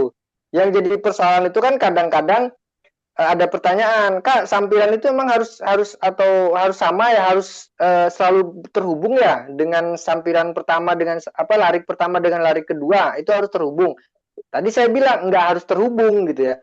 Kalau yang sudah terhubung itu memang sudah biasa terhubung. Memang dari zaman dulu itu pantun-pantun itu di sampiran itu sekarang suka ada pengulangan itu.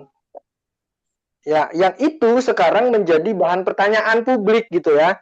Maksud saya gitu ya, menjadi bahan pertanyaan publik. Jadi apakah sampiran itu harus terhubung antara larik pertama dan larik kedua? Tadi makanya saya bilang bahwa sampiran itu tidak harus terhubung gitu loh. Kalau saya mengacu kepada tulisannya Sutarji Kausumbari, tidak harus terhubung sambungan larik pertama dengan larik kedua itu. Yang dihubungkan sebenarnya pola AB-nya itu antara sampiran dengan isi itu yang dihubungkan. Kalau persoalan sampirannya, kalimat sampirannya itu tidak harus terhubung gitu. Gitu ya Pak Isnadi maksudnya. Jadi kalau yang Pak Isnadi tadi contohkan itu memang sudah dari zaman dulu begitu gitu. Dan itu memang sudah sah, udah patternnya begitu, nggak masalah. Cuma kan kadang-kadang ada yang bikin, peserta yang bikin yang memang sampirannya tidak terhubung gitu loh antara larik pertama dengan larik kedua. Nggak nyambung gitu, maksudnya nggak nyambung gitu. Nggak apa-apa, misal gini yang tadi pertama kali saya bilang tadi kan, dua bola dan sepasang mata terbang bersama burung pipit, laut bergemuruh dan batu karang berkelahi. Kan itu nggak terhubung, Pak. Ya, itu kan nggak terhubung antara antara larik pertama ini dengan larik kedua ini nggak terhubung, tidak ada hubung kaitnya gitu kan. Nah, boleh, nggak apa-apa, maksud saya gitu ya. Karena biasanya memang terhubung gitu loh maksudnya. Biasanya sampiran itu terhubung antara larik pertama dan larik kedua gitu ya. Tapi kalau nggak terhubung nggak apa-apa. Yang dikejar sebenarnya bukan keterhubungan kalimatnya, bukan. Yang dikejar itu belakangnya tadi, pipit dengan menghimpit gitu loh. Itu yang dikejarnya itu. Berkelahi dengan ilahi, itu yang dikejarnya gitu. Jadi sampiran itu nggak terhubung nggak masalah, kalimat-kalimatnya absurd juga nggak masalah, kalimat-kalimatnya metafora juga nggak masalah, gitu loh maksudnya. Kira-kira itu ya, karena kepenulisan pantun di zaman-zaman dulu itu saling terhubung. Misal yang tadi kan, pulau terpencil semakin berbenah, di balik pulau angsa berenang, itu kan terhubung. Ada pengulangan kata pulau di situ kan. Nah, itu zaman dulu begitu, dia terhubung, ada pengulangan kata pulau, ada pengulangan kata lagi gitu dari kata pertama dengan kata kedua gitu. Nah, di yang era sekarang ini gitu ya, pantun itu di sampiran itu tidak terhubung juga tidak masalah. Yang terpenting pola AB-AB-nya tadi itu jangan sampai salah gitu. Ya, yang terpenting pola AB-AB-nya itu tadi jangan sampai salah. Dan yang dicari kita main suku kata atau main sama bunyi di belakang saja. Nah, itu yang disepakati. Kalau saya lebih baik bermain suku kata. Karena kenapa kita bermain suku kata? Disitulah letak keterampilan kita mencari diksi gitu ya. Untuk memadankan antara diksi akhir di sampiran dengan diksi akhir di isi gitu. Kira-kira gitu. Jelas ya?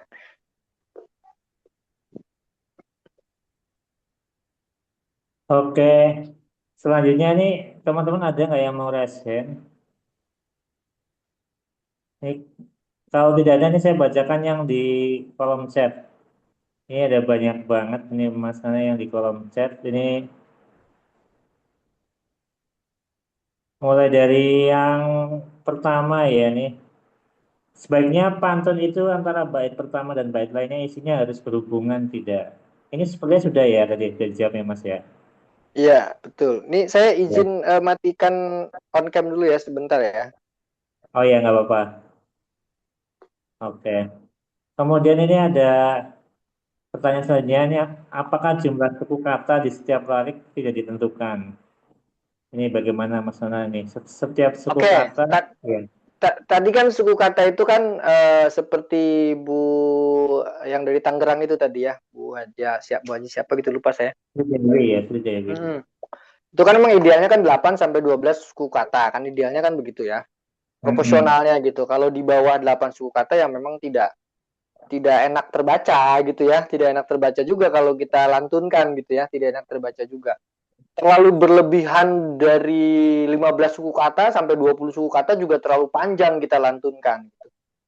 Maka kita ambil proporsionalnya ya. Proporsionalnya ya 8 sampai 12 suku kata atau mentok-mentok 15 suku kata deh, mentok-mentok gitu ya.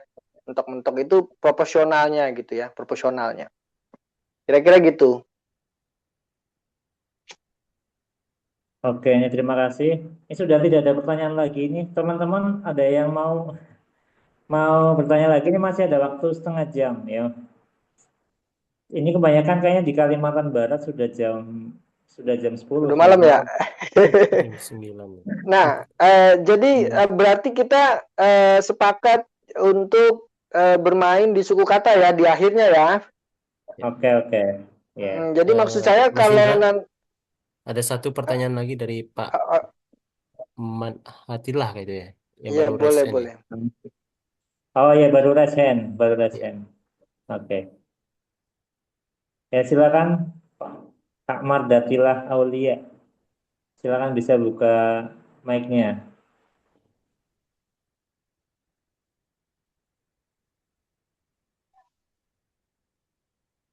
Oke, silakan. Baik ya. Assalamualaikum warahmatullahi wabarakatuh. Selamat malam Mas Indra dan Kang Nana. Mas Indra, kemarin kita kan baru bertemu di Padang kemarin ya. Saya Oh iya dari betul. Solok Selatan, Ya. Sumatera Barat. Oh iya Ya pada betul Pak. Festival Iya. Pantun ASEAN kemarin. Iya. Baik, ini yang akan ditanyakan kepada Kang Nana masalah pantun berkait tadi Kang Nana. Apakah di sini kalau biasanya kan kita juga mengenalkan pantun berkait yaitu lari kedua atau baris kedua pada bait pertama menjadi lari pertama pada bait kedua. Apakah Betul. demikian Ya, atau betul. bagaimana? Oke. Jadi pantun berkait mengambil pola itu memang betul gitu ya. Tetapi ya ada tetapi nih ya. Ya. Pantun bebas itu ya nggak jadi masalah. Yang penting temanya bait pertama, bait kedua, bait ketiga, bait keempat itu satu tema gitu loh Pak, maksudnya Pak. Maka dikasih judul. Jadi ini lebih ke teknis tipografi aja sih, tipografi penulisan, lebih ke situ aja sih sebenarnya. Nah, nanti isinya mau bentuknya memakai pola pantun berkait dengan seperti itu tadi diulang begitu nggak masalah. Kalaupun pola kepenulisannya tidak seperti pantun berkait juga tidak masalah gitu kan. Yang nanti akan saya fokuskan itu sebenarnya bagaimana pengolahan diksi tadi di ABAB dan isi tema yang dibicarakan itu loh. Dan pengolahan struktur kalimatnya dengan suku kata tadi ya, proporsionalnya 8 sampai sekitar 15 lah maksimal. Itu yang menjadi poin penting gitu ya. Nah, persoalan teknisnya tadi menggunakan teknis pantun berkait, menggunakan teknis pantun bebas, segala itu nggak masalah. Gitu, Pak. Ya ada lagi nih, Kang Ana. Ya, boleh. Ini masalah apa? Pola saja ya. A, B, A, B. Sekarang kan juga ada istilahnya A, artinya sama semuanya. Namun kan berbeda dengan apa syair. Kalau syair keempatnya itu nasihat atau isi. Nah, kalau pantun yang kalau dua yang sempiran dan dua isi, tapi dengan pola A, bagaimana?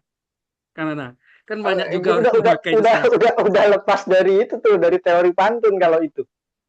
Oh, Ya, itu karena berarti tidak baik. iyalah teori pantun itu sudah menjadi ABAB. Ya, sekarang kalau mau diuji bahwa pantun itu sekarang berubah menjadi AAA, BBBB, AAA, BBBB gitu ya, atau BBBB AAA gitu ya. Ya itu harus diuji secara akademis, ya itu harus diuji secara akademis gitu ya, yang kayak gitu.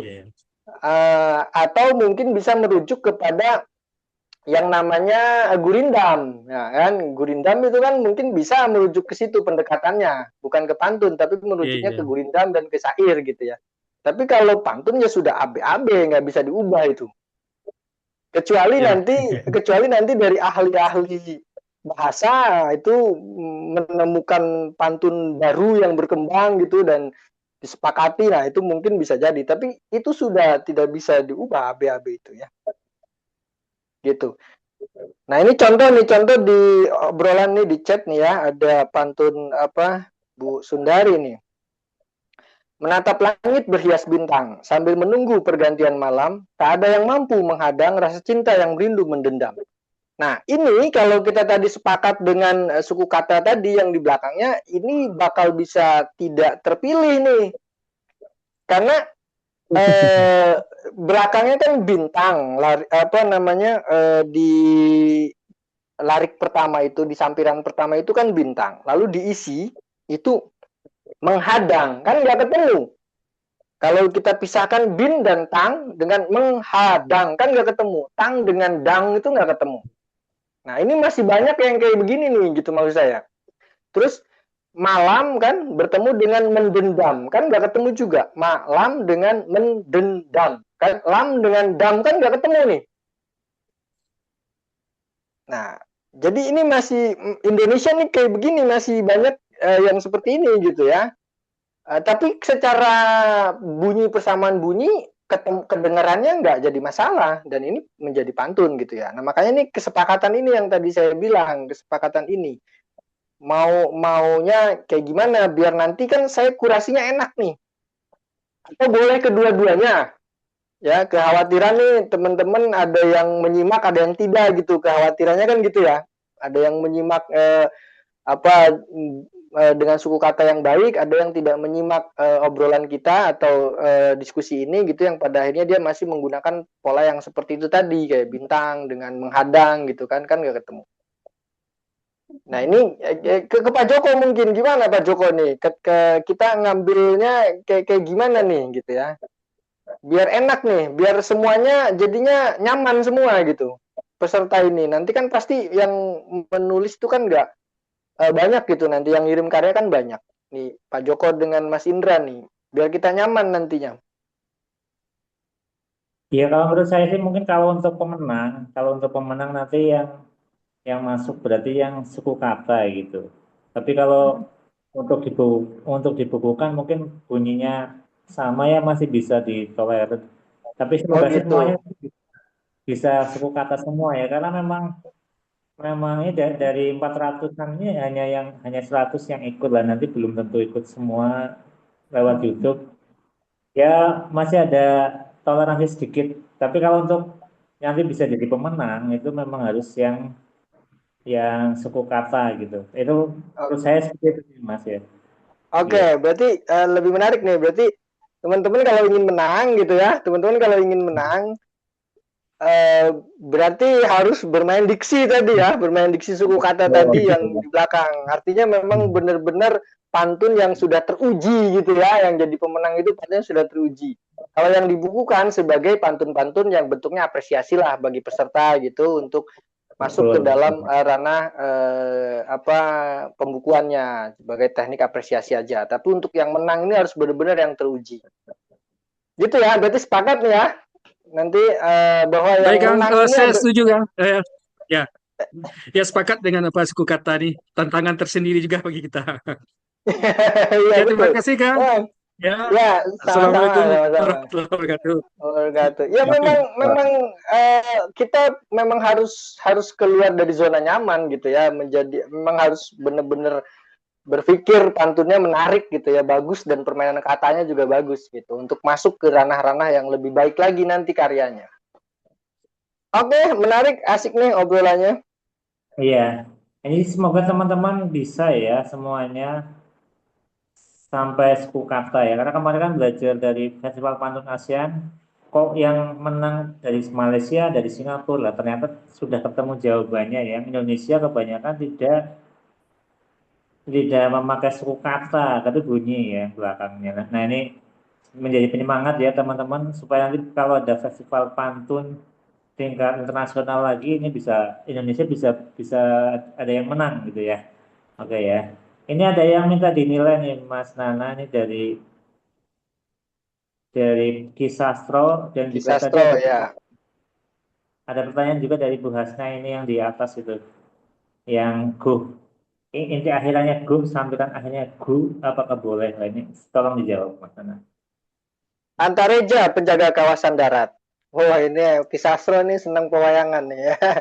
Ada Antareja, ada Jakatawang, ada Gatot Kaca ya. Antareja, penjaga kawasan darat, penjaga setia tanah pusaka. Tanah pusaka dijaga erat-erat, bersatulah kita walau beraneka. Nah, secara pola ini menarik kan, sudah benar nih kan.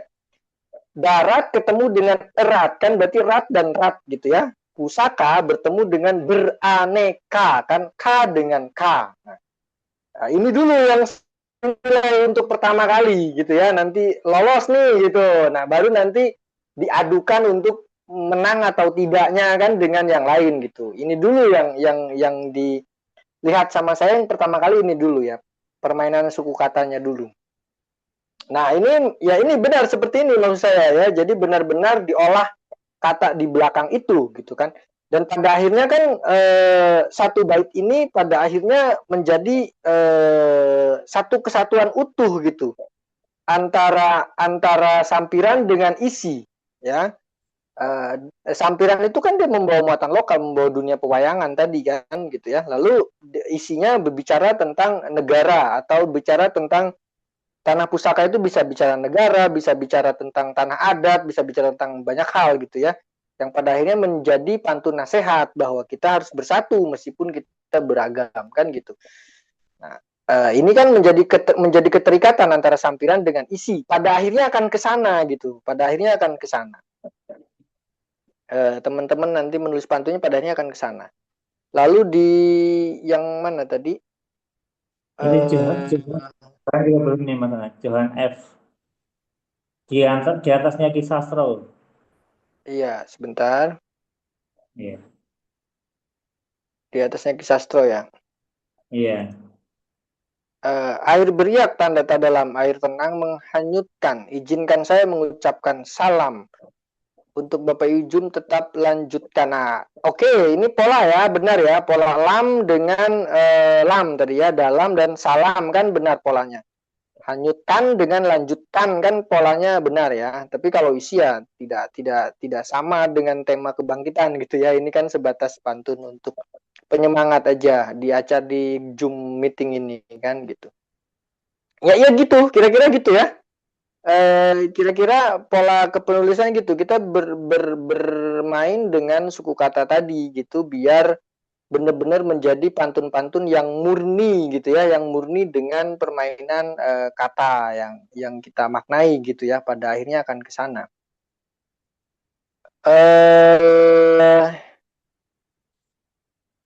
Jumlah suku ini sudah ya. 9, 12 baris tadi sudah saya utarakan. Oke. Persoalan tadi A, B, B, B tadi sudah dijelaskan bahwa pantun sampai saat ini belum berubah secara pola, tetap AB-AB gitu ya. Pendekatannya masih, kalau pendekatan A, B, B mungkin ke syair atau ke gurindam, ke sana larinya gitu ya. Ini apa ini? Bu Rehulina ya. Pohon salam tumbuh sebatang, tumbang ke samping menimpa kawat. Giat MGMP penyebab datang. Semoga RPP apa nih? Semoga RPP apa tadi? Semoga RPP tuntas dibuat. Nah ini nih kawat dengan buat. Ini kan baru bunyi saja, tapi kalau padanan suku kata nggak ketemu. Kawat, wat kan di situ dibuat kan nggak ada w. Coba makanya dibuatnya apa? Jadi kawatnya yang diganti sebenarnya, bukan dibuatnya yang diganti, tapi kawatnya. Karena sampiran itu kan bisa digonta-ganti. Makanya tadi dibilang di awal tadi kan, kita kalau ingin menulis pantun, kita siapkan dulu isinya. Itu lebih mudah. Teknis seperti itu paling mudah. Kita siapkan dulu isinya. Baru setelah itu kita cari padanan-padanannya di sampiran gitu ya. Papan kayu dibuat peti. Mengukur peti menggunakan tongkat. Katanya kamu baik hati, minta tolong kok nggak berangkat. Nah ini sama ya, ti dengan ti, peti dengan hati, tongkat dengan berangkat, kan kat dengan kat gitu ya. Jadi bukan atnya yang diambil ya, tapi katnya satu suku kata itu, tongkat dengan berangkat kan gitu ya. Meskipun ya intinya sih, isinya sih ya berbeda dengan tema tentang kebangkitan bangsa ini ya. Saya pikir itu, jadi saya yakin lah teman-teman ini sudah sering membaca pantun, sudah sering menulis pantun gitu ya. Kan yang terpenting sekarang ini kan kita menyamakan persepsi aja sebenarnya itu ya. Kita menyamakan persepsi biar lebih lebih paling tidak karya ini menjadi karya-karya yang berkualitas lah, paling tidak gitu ya, paling tidak itu. Sehingga kedepannya juga kita gitu ya, misalkan bapak-bapak atau ibu-ibu atau teman-teman di komunitas masing-masing nanti di tempatnya atau di sekolah gitu kan, atau di komunitas literasi yang ada di tempatnya itu paling tidak kan membawa misi ini gitu ya, membawa misi ini bahwa menulis pantun ini ternyata ada yang memang kita bicara tentang teks, ada yang berkembang secara lisan di masyarakat gitu ya. Nah, tinggal bagaimana nih biar ini ketemu match-nya gitu ya, biar ketemu nih kan gimana gitu ya. Tapi kalau kita mengacu kepada teori ya, kan teorinya itu kan suku kata yang dimainkan ya. Bukan bunyi, bukan rima, tapi suku kata memang yang dimainkan kalau kita mengacu ke teori. Gitu. Kira-kira itu. Semoga ini menjadi tempat atau ruang kita untuk saling berbagi gitu ya. Karena pastilah, yakinlah saya di sini banyak para seniman, para sastrawan juga ya, apalagi di bidang akademik lah, para guru, para dosen pasti ada juga. Jadi kita sharing aja di sini. Masih ada Mas Indra? Itu Mas masih ada Danang, yang pantun itu, Mas. Kak Indra, mungkin Oh, saya cuma silakan. mempertegas saja ini Iya. sekaligus mungkin boleh menjadi kesimpulan Mas Nanang nanti ya.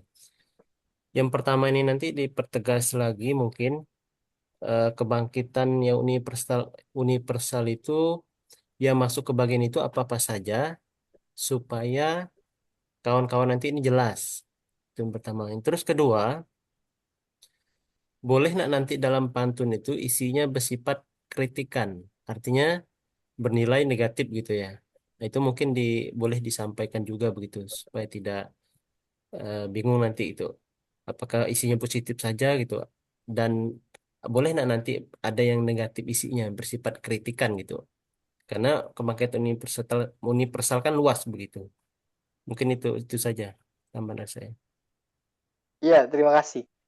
Kritik itu bukan negatif sebenarnya, ya. Kritik itu positif, ya. Kritik itu positif. Satir itu positif, pantun satir itu positif, pantun kritik itu positif. Yang negatif itu ketika kita isinya mencaci maki, misalkan ya, Ya. isinya itu misalkan para pejabat Indonesia krik krik krik krik gitu belakangnya gitu, misalnya ada kata-kata yang menghina, itu baru bukan kritik, itu namanya mencaci maki, menghina baru namanya gitu kan. Kalau kritik itu positif, kritik itu positif ya. Justru ya, dengan karya sastra ini kita mengkritik dengan estetik, dengan indah gitu. Estetik kan indah. Jadi kita mengkritik dengan indah, mengkritik dengan estetik melalui kata-kata gitu ya. Jadi boleh, silahkan, nggak masalah kok, bagus gitu ya, karena kritik itu bagus ya. Tapi jangan terjebak dengan bahasa caci maki gitu maksud saya ya. Karena kalau caci maki nanti kenanya ke sara kan, tadi kan ke situ arahnya nanti kalau caci maki. Tapi kalau mengkritik itu boleh ya. Boleh, silahkan, bebas mengkritik, itu bebas. Itu positif ya, bukan negatif kritik itu. Kadang-kadang kita mengasumsikannya bahwa kritik itu negatif. Enggak, kritik itu positif ya. Selama menggunakan bahasa-bahasa yang estetik, bahasa-bahasa yang membangun gitu ya. Itu bagus ya. Lalu persoalan tema, saya pikir universal itu sudah jelas ya. Artinya berbagai macam sudut pandang itu boleh dimunculkan berbicara tentang kebangkitan itu. Tadi mau sudut pandangnya persoalan dari lokalitas ya, tentang lokalitas, atau persoalan sudut pandang global ya, atau persoalan individu, kebangkitan individu. Individu itu kan berbicara tentang diri sendiri ya, motivasi diri sendiri, berbicara tentang keluarga ya. Mungkin kan pesertanya di sini masih ada yang anak SMA atau anak SMP kan, misalnya kan begitu, dia mau menulis tentang kebangkitannya, tentang bagaimana dia bangkit dari rasa malas, tiba-tiba dia bisa rajin belajar. Itu kan level-level anak-anak sekolah kan, di situ letaknya kadang-kadang kan, secara imajinasinya gitu. Nah, itu masuk dalam bagian kebangkitan. Jadi kebangkitan diri maksudnya kan ke situ ya. Kebangkitan keluarga, mungkin ada anak yang begitu merasa tersentuh ketika ayahnya setiap pagi berangkat bekerja, berangkat pagi pulang malam, dia tersentuh, lalu dia menulis pantun tentang ayahnya gitu ya. Dan ayahnya itu sebagai penopang keluarga, menjadi keluarga itu bangkit secara ekonomi dan segala macam. Nah, itu juga bentuk kebangkitan kita gitu ya. Jadi saya pikir universal itu udah jelas gitu ya. Pada letak sudut pandangnya sudah bisa ke berbagai arah gitu loh, sudut pandangnya ini. Ya justru kalau ketika disempitkan lagi bahwa kebangkitan itu harus begini, nanti pada akhirnya akan mengunci tema sehingga tidak bisa masuk ke berbagai usia, masuk ke berbagai profesi, masuk ke berbagai pola pikir, nggak bisa masuk ke sana. Jadi silahkan bapak-bapak ada yang konsen terhadap persoalan-persoalan budaya di lingkungannya, masuk dalam pantun-pantun lingkungan budaya, nggak masalah ya, dengan tema kebangkitan ini gitu ya.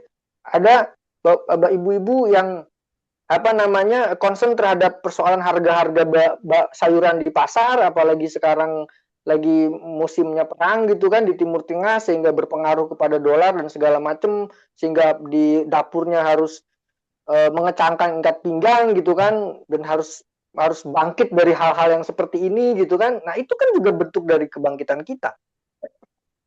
Kan itu concernnya ibu-ibu mungkin ke harga-harga pasar misalkan kan, ada aja kan yang concern ke situ.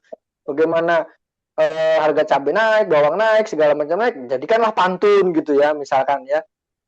Ya nggak jadi soal gitu ya, nggak jadi soal. Nah jadi sudut pandang itu bisa kemana saja nanti ya, sudut pandang itu bisa kemana saja. Nah tema global tentang apa namanya, tentang kebangkitan ini gitu ya, itu bisa menjadi kebebasan teman-teman untuk mengekspresikan ya gagasan pikirannya melalui pantun tadi gitu. Saya pikir sudah jelas Pak Joko persoalan tema tentang kebangkitan yang universal ini gitu ya. Saya pikir sudah jelas gitu ya.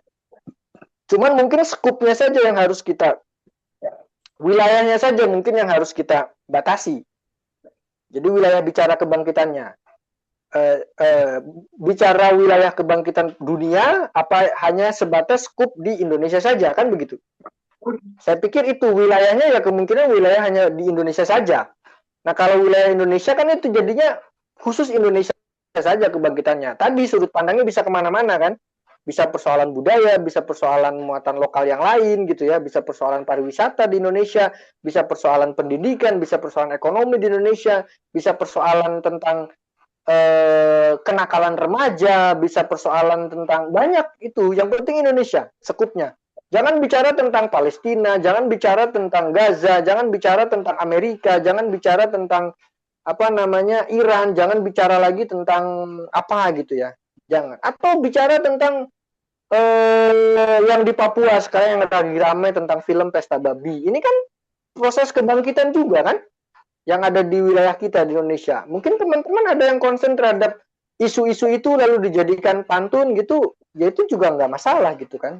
Selama ya koridor SARA itu benar-benar kita tidak munculkan kan gitu. Ya, boleh mengkritik nggak Bapak? Saya pikir sudah jelas itu ya Pak, saya pikir ya. Kalau mungkin kalau belum ada yang jelas bisa ditanyakan sih. Sudah jelas, teman. Oke, ini masih ada lagi dua yang raise hand nih dari Bu Sony Yarsi dan Xiaomi 2409. Ini masih ada waktu 10 menit ya Mas Ana, kita kasih kesempatan ke Bu Sony Yarsi. Ya, silakan Bu Sony Yarsi untuk membuka mic-nya.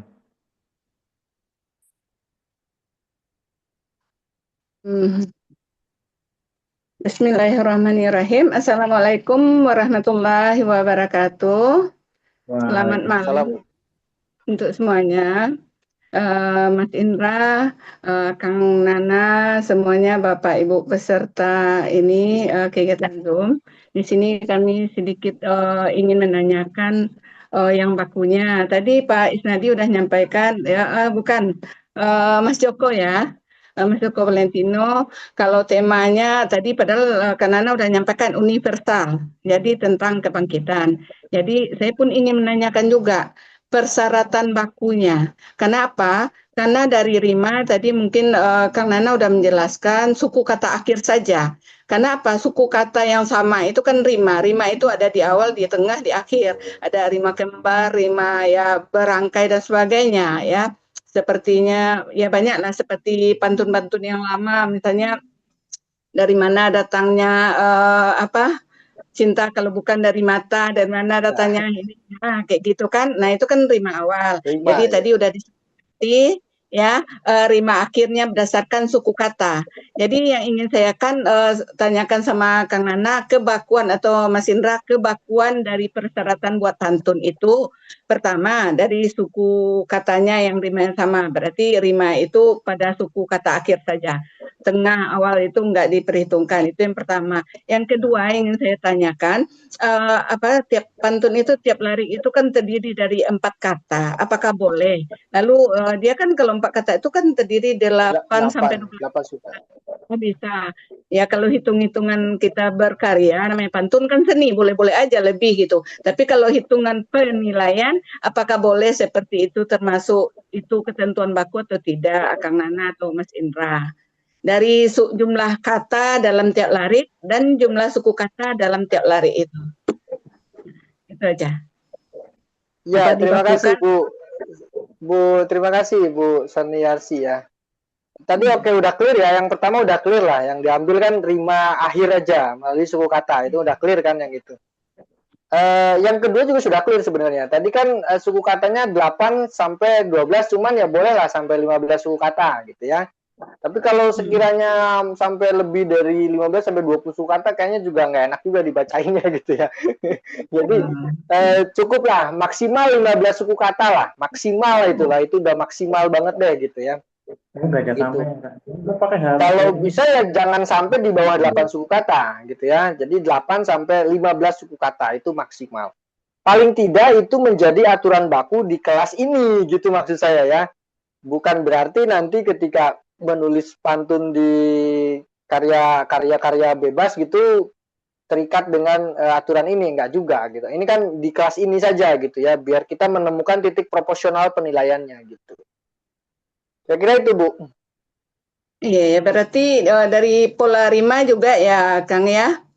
Pola rima tetap ABAB karena perkembangan pantun dia kan udah ada kreasinya, ada AA, ada ya macam-macam ya, gitu kan. Udah saya udah katakan tadi bahwa saya belum ingin untuk mengubah pola pantun menjadi AA atau BBB. Karena itu juga belum dibakukan juga pola-pola yang seperti itu gitu kan. Pola pantun ini yang memang yang sudah baku, sudah kuat ya ABAB gitu ya. Kalau pendekatannya dari AA atau BBB mungkin itu pendekatannya tadi saya bilang ke syair atau ke gurindam gitu kan. Pendekatannya lebih ke situ gitu. Kalau pantun tetap ABAB lah. Oke, Bang.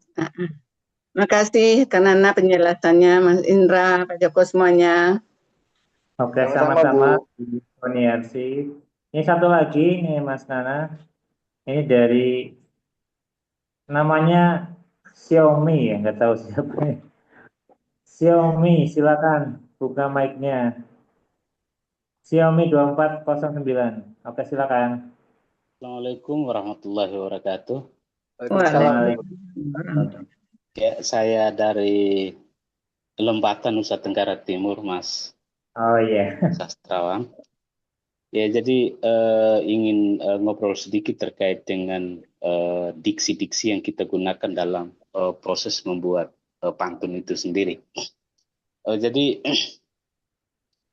misalnya bagaimana bahasa-bahasa atau diksi-diksi serapan dari bahasa asing kita leburkan di dalam satu diksi ke Indonesia itu kira-kira tanggapannya seperti apa terkait dengan bahasa serapan luar negeri ataupun bisa saja bahasa-bahasa lokal yang ada kita sisipkan di dalam proses penulisan pantun itu sendiri. Makasih, saya kembalikan. Terima kasih Pak.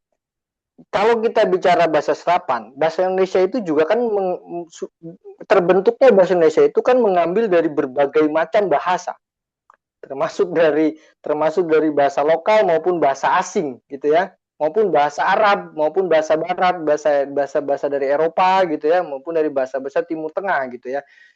Itu jadi bahasa Indonesia. Misalkan kursi itu kan jadi bahasa Indonesia. Terus apalagi kan yang dari Eropa gitu kan banyak lah ya gitu kan. Kitab itu kan dari Timur Tengah itu kan jadi bahasa Indonesia. Atau dari lokal kan ada juga yang di bahasa Indonesia. Nah, sekarang berkembang juga kan bahasa-bahasa tentang bahasa-bahasa dari bahasa Inggris kan yang berkembang menjadi bahasa-bahasa lokal kita. Bahkan dari bahasa Korea pun sekarang sudah masuk ke dalam KBBI, di KBBI yang terbaru sekarang itu ada OPA, itu kan sudah masuk menjadi bahasa lisan, menjadi bahasa Indonesia gitu kan di dalam KBBI, sudah dirumuskan gitu ya. Jadi saya pikir untuk menggunakan bahasa-bahasa serapan dari bahasa lokal ataupun bahasa asing dalam sebuah karya sastra fiksi, ya karya sastra fiksi, kalau pantun kan tetap fiksi ya, sebuah karya sastra fiksi itu diperbolehkan, silahkan gitu ya. Diksi-diksi yang seperti itu silahkan, gitu. Tidak jadi soal. Karena apa? Karena bahasa Indonesia sendiri memang sudah dari dulu berkembang dari bahasa-bahasa yang sudah ada. Ya, dari bahasa Melayu, dari bahasa Jawa, dari bahasa Timur, dari bahasa Bali, dari bahasa Aceh, dari bahasa Arab, dari bahasa Portugis, dari bahasa Belanda, bahasa Inggris, ya sudah bercampur aduk kita. Menjadilah bahasa Indonesia ini. Maka secara dialek kita sudah berbeda dengan Melayu pada yang asli di Malaysia atau di Brunei gitu ya, sudah sangat berbeda karena mereka tidak sebegitu masif ya menyerap bahasa-bahasa yang berada di wilayah lisan itu tadi yang berkembang di masyarakat gitu ya. Kalau kita kan memang bahasa Indonesia sendiri gitu ya. Kalau kita ngomong bahasa Indonesia itu bahasa Melayu, bukan, bahasa Indonesia itu bahasa Indonesia, tapi akarnya dari Melayu gitu. Tapi bahasa Indonesia itu bahasa baru gitu. Bahasa Indonesia itu bahasa baru. Ya, bahasa baru kapan terciptanya bahasa Indonesia? Yaitu 1928 itu di Sumpah Pemuda itu bahasa baru gitu. Bahasa Indonesia itu bahasa baru yang akarnya memang Melayu tapi bukan Melayu. Gitu ya. Indonesia itu bahasa baru gitu ya. Di dalamnya bisa saja ada serapan dari bahasa NTT ya, atau dari bahasa Samawa yang dari NTB gitu ya, atau dari bahasa Jawa gitu, atau di Kalimantan gitu kan. Ada pasti ketemu. Karena bahasa-bahasa lisan yang berkembang di masyarakat itu diserap menjadi bahasa Indonesia, dibakukan menjadi bahasa Indonesia. Gitu. Jadi boleh ya, Pak, kira-kira gitulah jawabannya.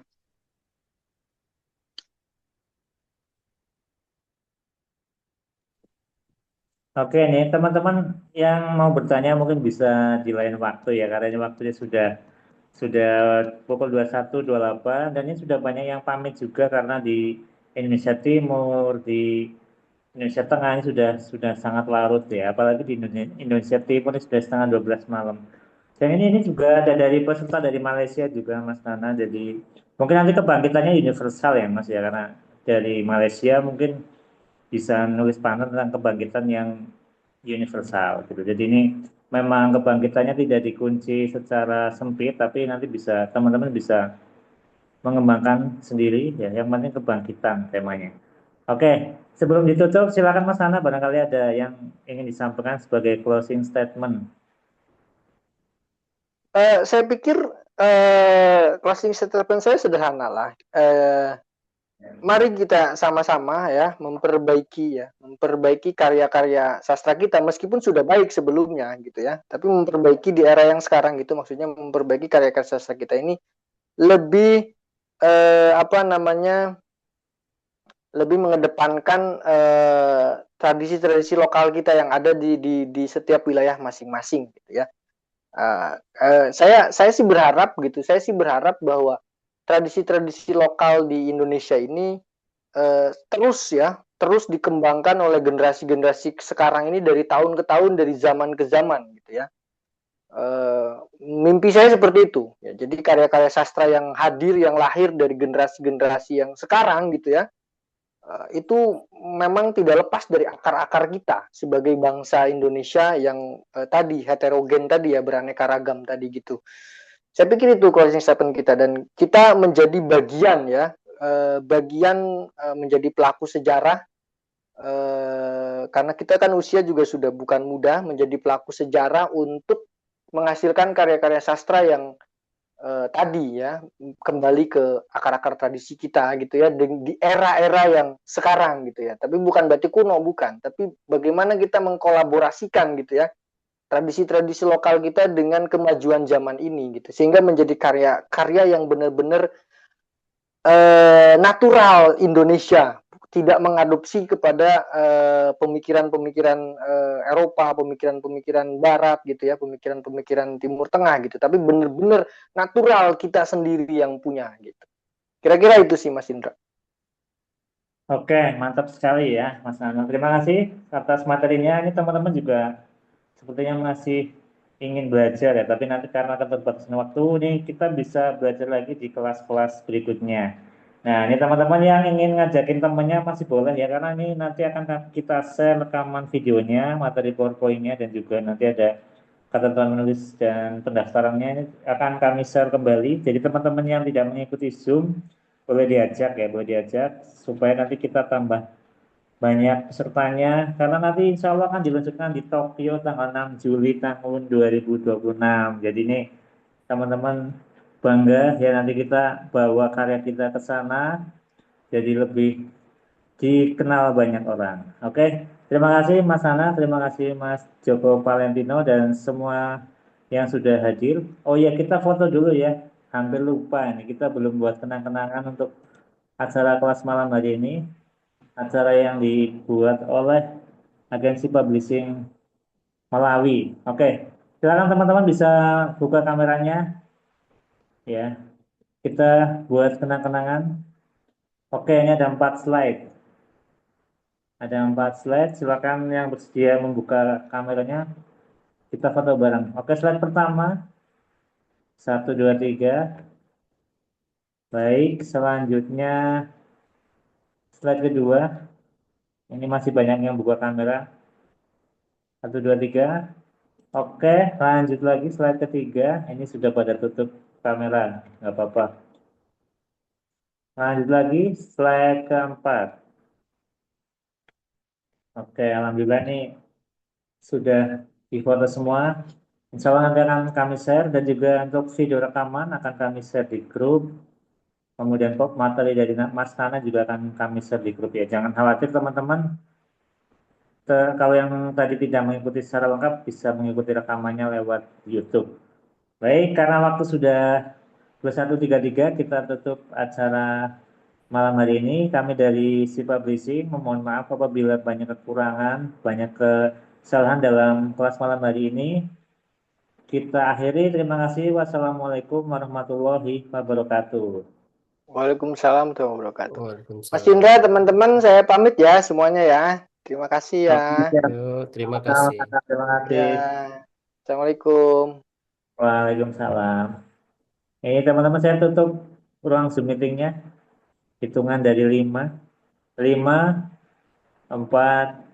3, 2, 1 ya. Saya tutup.